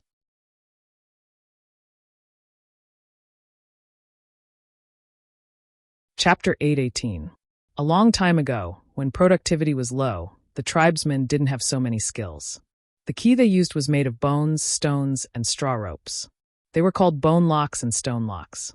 Today, some people still use these names, such as the members of the Bai organization. Chief's bone lock. The crowd did not know much about this, but they could guess that it was something similar to the Qi. Moreover, it was quite special, which could be seen from the word leader in its name. "Yes," Robber 7 said proudly, "that's the symbol and proof of identity of every leader of Bai. When the new leader takes over, the old leader will hand it over to the new leader. Rumor has it that it was made from the hardest bones of a beast that no longer exists." In addition to the tools they used to untie knots, the slave masters of the Black Panther organization also had a symbol of status, similar to an identity token. Within the organization, the pendants owned by people of high rank were more complex in construction, but the complexity was not the kind of complexity that aristocrats used for ornaments, but the complexity of practicality. When making a knot, the pie could be used to make a more difficult knot to untie. When untying a knot, the pie could be used to untie the knot faster. What Robber 7 stole was the item that symbolized the leader's identity. It could be considered as a significant. Without it, there would be one less step in the transition between the old and the new in the organization. Although it was not as serious as the heirloom seal, no one would be willing to become a leader without the heirloom seal. They would always feel that something was missing, and they would not have the confidence to do so. No one would be able to tolerate it being stolen. "Did you really steal the chief's bone lock from Bai?" the others asked suspiciously. "Of course, I stole it from the leader of Bai C." Robber 7 was dissatisfied with the crowd's suspicion. How powerful was he? These people actually doubted him. "You hid among the slaves to avoid C's pursuit?" Xiao Xian asked. Yes. Not only did Robber 7 not feel cowardly about his escape, he even felt that he was smart. C would never have thought that he would hide in the group that was escorting the slaves. Robber 7 had lost twice to Xiao Xian and was even demoted. If it weren't for the fact that some of the people in front of him had died, he would have been demoted to 8. Humiliation. Later on, due to the cataclysm, the two continents were brought closer together. The robbers shifted their target to this side and targeted the nobles. Due to his previous failure, Robber 7 had carefully analyzed and tried his best to improve himself. He even learned how to change the smell of his sweat. In other words, he could perfectly imitate the smell of others. This was also the reason why he could avoid the tracking insectoids with a keen sense of smell. However, he had no idea what method C was using to track him down. Even without any trace of his scent, he was still able to catch up, albeit a little slower. Robbers were good at disguises. When Robber 7 was escaping from C's pursuit, he decided to sneak into the group of slaves. That way, he managed to evade a few waves of C's men. C was unwilling to make this matter public, so he sent out his trusted aides who held relatively high positions in the underworld. Even the leader of this troop had to bow and scrape at the sight of them. Unfortunately, it was not without reason that it was dark under the light. Every time he saw a wave of people pass by, Robber 7 would feel proud of himself, thinking that he was a genius. One night, the old slave passed away due to illness. Robber 7 found an opportunity to spread the poison on the other slaves nearby. Then, without anyone noticing, he moved the old slave's corpse away and disguised himself as the old slave. According to Robber 7's plan, he planned to escape after sneaking into Chao City and hide in a sea of people. The more crowded a place was, the more advantageous it would be for him. However, he didn't expect to fall into the hands of Yan Jiao again. Robber 7 still couldn't believe that he had fooled the people in the palace, the leader of the #1 slave trading organization, by. Those experienced slave masters couldn't see anything special about him, and yet he had fallen into the hands of the same person 3 times. He decided that he would run away the next time he saw Xiao Xian. He couldn't count on any luck. Robber 7 chose to tell the truth because he hoped that Yan Jiao would spread the word of his glorious deeds. Secondly, he had already thought of a way to escape. First, he would lead the Yan Jiao out to search, then find a chance to slip away. "Where's the item?" Gigu asked. "Where's the leader's bone lock?" "Here it comes." Robber 7 was about to answer when Xiao Xian said, "Don't listen to his nonsense. Get a few men and strip him." Robber 7 was speechless. Wait a minute. Shouldn't he have told the Yan Jiao that the item was hidden somewhere? Then the Yan Jiao would let him lead the way. Then he would lead the Yan Jiao to search for it and finally find a chance to escape? But now things were going the wrong way. Robber 7 was restrained by the men around him. Even if he had 3 heads and 6 arms, he wouldn't be able to escape. Robber 7 was about to argue when Xiao Xian came over with a knife. The reflection of the knife's blade reflected Yang Guang's piercing cold light, scaring Robber 7. "Wait! You can't kill me." Robber 7's mind raced as he shouted. "Then you can do it yourself. Take out the item hidden in your abdomen," Xiao Xian said. Robber 7's mind was full of wicked ideas, but he couldn't think of a way out. Xiao Xian's words left him speechless. "WH? What?" Robber 7 stuttered. Xiao Xian pointed the tip of his knife at Robber 7's abdomen. "Take out the item here. Are you going to hide it and lay an egg?" Robber 7 gritted his teeth. "How did you know?" The men around him were confused, but they quickly reacted. Robber 7 was hiding something. The men around him looked at Robber 7's abdomen. Knowing that he couldn't avoid it, Robber 7 didn't have the mood to chat anymore. His expression was gloomy as he moved his arm. "Let go, I'll do it myself." The man holding Robber 7 let go. Robber 7 moved his finger, and a piece of bone the size of a fingernail appeared in his hand. The edge of the bone was sharp. The man who held Robber 7 felt a chill run down his spine. If Robber 7 really went all out, he would be the first to die. He was too careless. Robber 7 didn't care about what the others thought. He was only thinking about how to protect his loot. Robber 7 used the small piece of bone to draw a line the length of a finger on his abdomen. It was so shallow that the men thought it wouldn't even break his skin. However, they realized that the shallow cut was getting bigger and bigger. Robber 7 used his finger to pull out a piece of skin that looked similar to human skin. Camouflage. In order to increase the success rate of every attack, the robbers had mastered more and more camouflage techniques. Now, they didn't just rely on physical changes, they also relied on external aids. When the fake skin was revealed, there was a dent in Robber 7's abdomen. In the dent was a palm-sized object that looked like a beast's tooth. Could this be the chief's bone lock? Gigu guessed. For Robber 7 to be so protective of it, it must be something extraordinary. Furthermore, Robber 7 had said that he stole the chief's bone lock from C, the leader of the Bai organization. The possibility of it being the chief's bone lock was high. So that's where he hid it. No wonder he kept bending over. Wasn't he afraid of getting hurt? Ao asked. Even if the claw wasn't as sharp as a blade, it still had a curved point. It wasn't safe to wrap it up in something.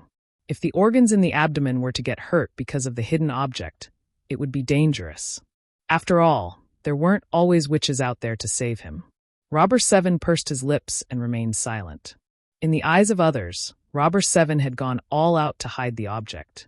However, Xiao Xian could see through his special vision that the body structure of a robber was different from others. When Robber 7 hid the object, his abdomen had 4 more pieces of bone than others to protect his organs. Robber 7 had considered many factors before he dared to steal the object. People who couldn't think of robbers in a normal way had their body structure designed to be better camouflaged. At the same time, they could protect themselves. Even if their bones were dislocated, their muscles were compressed, and their organs moved, it wouldn't affect them at all. Many organizations here were formed by people of different backgrounds. However, the robbers had a common ancestor. Due to their bloodline, they were born with the advantage of camouflage. However, there were also differences between different individuals. Just like Robber 11 and Robber 12 that Xiao Xian had seen before, they were slightly inferior to Robber 7. Robber 7's body structure was better than Robber 7's. In the future, Robber 7 might really become one of the top 3 robbers. Moving his gaze away from Robber 7, Xiao Xian took the chief's bone lock from Robber 7's hands. Robber 7 couldn't bear to let go and gripped the chief's bone lock with a pained expression. The chief's bone lock was similar to the claw worn by other slave owners. Its general shape didn't look too different, but there were more hollowed-out patterns and a few more curved arcs at the edges. The sharp end still retained the shape of a beast's tooth, while the blunt end was carved into the shape of a beast's head. When he met the pair of clearly vaguely carved beast eyes, he could clearly feel the pressure coming from the bone lock. Even if that life form had already died and this bone had been artificially carved, anyone who saw it would still be able to feel the ancient and majestic aura at first glance. The reason Xiao Xian could recognize Robber 7 at first glance was because of this chief's bone lock. In his special vision, this thing was very bright, and the skeletons of the slaves and slave owners paled in comparison. It was like the only star in the hazy night sky. Xiao Xian couldn't ignore it even if he wanted to. Of course, when he saw this thing on the body of an old slave who looked like he was about to die, it was puzzling. In fact, Robber 7's disguise had improved a lot compared to before. At first glance, even Xiao Xian couldn't recognize him from the crowd. However, with this chief's bone lock, Xiao Xian took a closer look and found some clues. Ever since he came out of the strange spiritual world of the Yi family, Xiao Xian noticed that he could see the different fire seeds fused in different people. Everyone's fire seeds were different, just like fingerprints. No matter how well Robber 7 hid, Xiao Xian could still recognize him after he took a closer look. Gigu and the others were curious about how Robber 7 managed to steal the chief's bone lock from C. However, Robber 7 would never answer such questions that involved technology. Xian, what do you plan to do with this thing? Gigu asked after he took the chief's bone lock from Xiao Xian and studied it. Take it. When the time comes, we'll negotiate with C.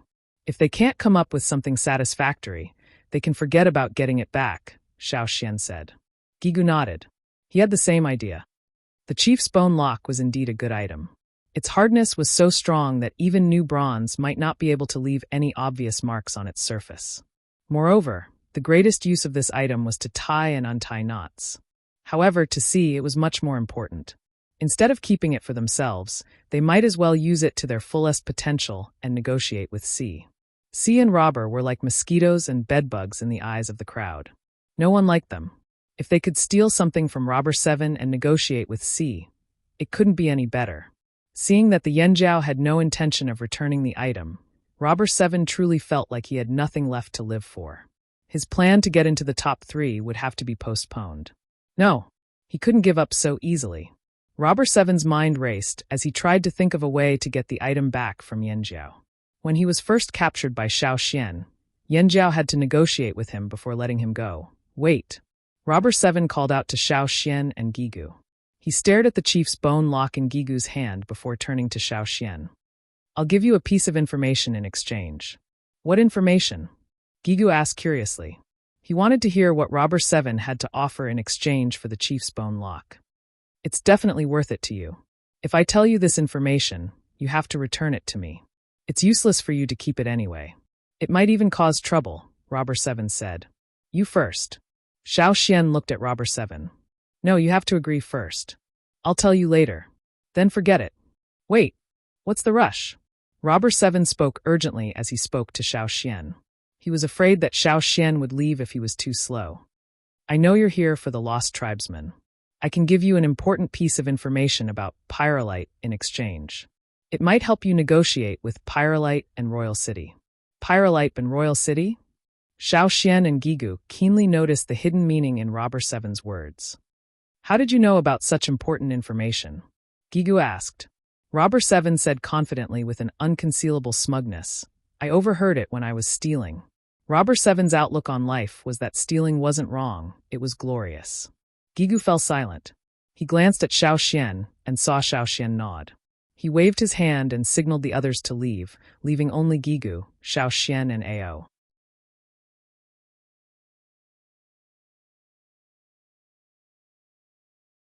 Chapter 819. When there was no one else around, Gigu turned to Robber 7. Speak. If it's worth it, we'll return it to you. Really? Robber 7 looked at Gigu suspiciously, then at Xiao Xian. That's only if it's worth it, or else. It's worth it. Definitely worth it. Even if it's not, I can give you some other information, such as what kind of person C is. After Robber 7 suffered at the hands of Yanjiao, he would be well prepared for every operation. This time, he had done a lot of preparation to steal C's things. Seeing that Gigu and Xiao Xian had agreed, Robber 7 ignored Ao's frown and told them what he knew. C is close to the new king of the royal city, Jifeng. Robber 7's first sentence shocked Gigu and Ao. Xiao Xian, on the other hand, wasn't too surprised. It made sense for a slave owner to be close to a slave trader. However, from Robber 7's tone, C and Jifeng were working together. Perhaps Jifeng's success in seizing the throne was also due to C's help. Participating in the fight for the throne was bound to bring many benefits. No wonder Bai could become the largest slave trading organization. You're saying that it was Jifeng's order to capture slaves from our side. Ao's eyebrows were almost raised. No. Robber 7 shook his head. According to what he overheard, it was C's order to capture slaves. After Jifeng found out, he called him over and told him to bring all the people from the Flaming River trading point here and not to sell them. C didn't seem happy about it, but he didn't refuse. I knew you were coming because I overheard it. Robber 7 didn't expect Yanjiao to come from Chaoqiu City. If he had known, he would have stayed as far away as possible. You want to trade this information with us? Xiao Xian asked. What's the rush? There's more. Robber 7 scratched his head and continued. Let's talk about Jifeng. Other than his many helpers, there's another important reason why he could seize the throne, his sword. The sword. Xiao Xian was confused. Not bad. One of the main reasons why the Ji family could become the leader of the 6 major tribes in the royal city and sit on the throne was because of their swords. If this had happened 1,000 years ago, many people would have known that the Ji family's sword was known as the king's sword. The aristocrats' swordsmanship actually originated from them. Isn't the Ji family's sword made by the Gongjia family? Gigu asked. He understood this from Gongjia Ren. No. Robber 7 glanced at Xiao Xian and the other two with an I knew you wouldn't understand look. This was something he had investigated before he made his move. He had also learned a lot of secrets through various channels. Before the Gongjia family appeared in the royal city, the Ji family's swordsmanship made them the leader of the 6 tribes in the royal city. The other tribes feared them. Of course, the Yi family was an exception. The Yi family did not have such intentions. The other 4 tribes were no match for the Ji family in terms of martial prowess. That was why the Ji family was crowned king. Now, the Ji family's advantage is even greater. The only threat to the Ji family, the Yi family, has been crippled. The Yi family is now divided by internal and external problems. Other than a few puppets, there are not many people left in the family. The 6 aristocrats of the royal city should now be called the 5 aristocrats of the royal city, Robber 7 sighed. Let's not talk about the Yi family first. Let's talk about the Ji family's swords. Could it be that the Ji family's swordsmanship is better than the Gongja family's? Gigu placed great importance on this question. As for the Yi family, he had already heard some predictions from Yi Zhong. That was why he was not surprised to hear about the Yi family's results. That's not it. In terms of skill, the Gongja family is better. However, the Ji family's swords can break the swords of some of the Gongja family's blacksmiths. The reason is that the Ji family uses blood to make their swords. The Ji family's blood can make swords. Make swords with human blood? This time, even Xiao Xian was shocked. He always thought that only the blood of a few special beasts could be used to make swords. Who would have thought that human blood could be used to make swords as well? Anyway, Xiao Xian's own blood could not do it. With the core seed, they had a gold mine. Plus, their own blood could be used to make swords. With their logistics, they had large fields of grains. One could only imagine how powerful the Ji family was. But Robber Seven's tone was strange, his expression perverted. The glorious history of the Ji family where everyone could make swords is long gone. After the Ji family established the royal city, there were people who could not make swords with their blood.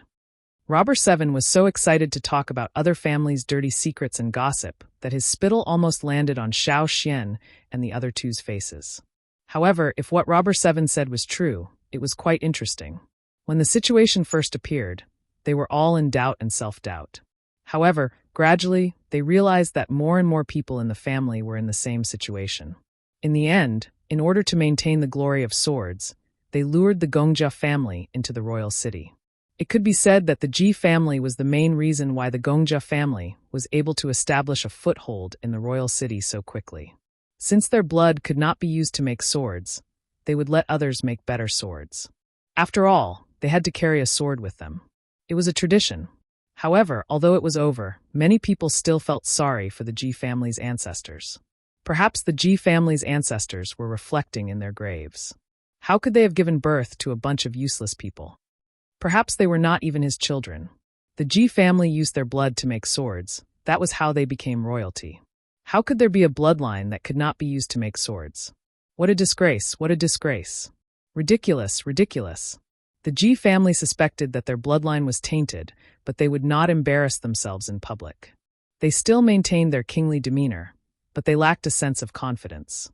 Very few people knew about this secret because the Ji family purposely kept it a secret. In the past 1,000 years, the number of Ji family members who could use their blood to make swords could be counted with 10 fingers.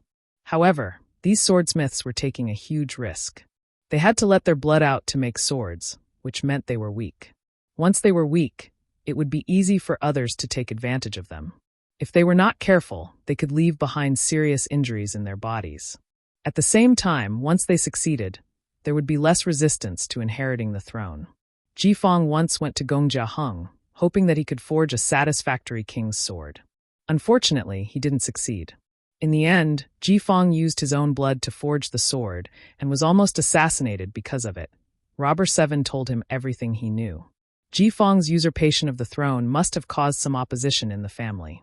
However, when the king's sword appeared, no one said a word. This sword was the proof of royal blood. No matter how despicable Ji Fong's usurpation of the throne was, no matter how many tricks he used, once the sword appeared, the entire Ji family fell silent.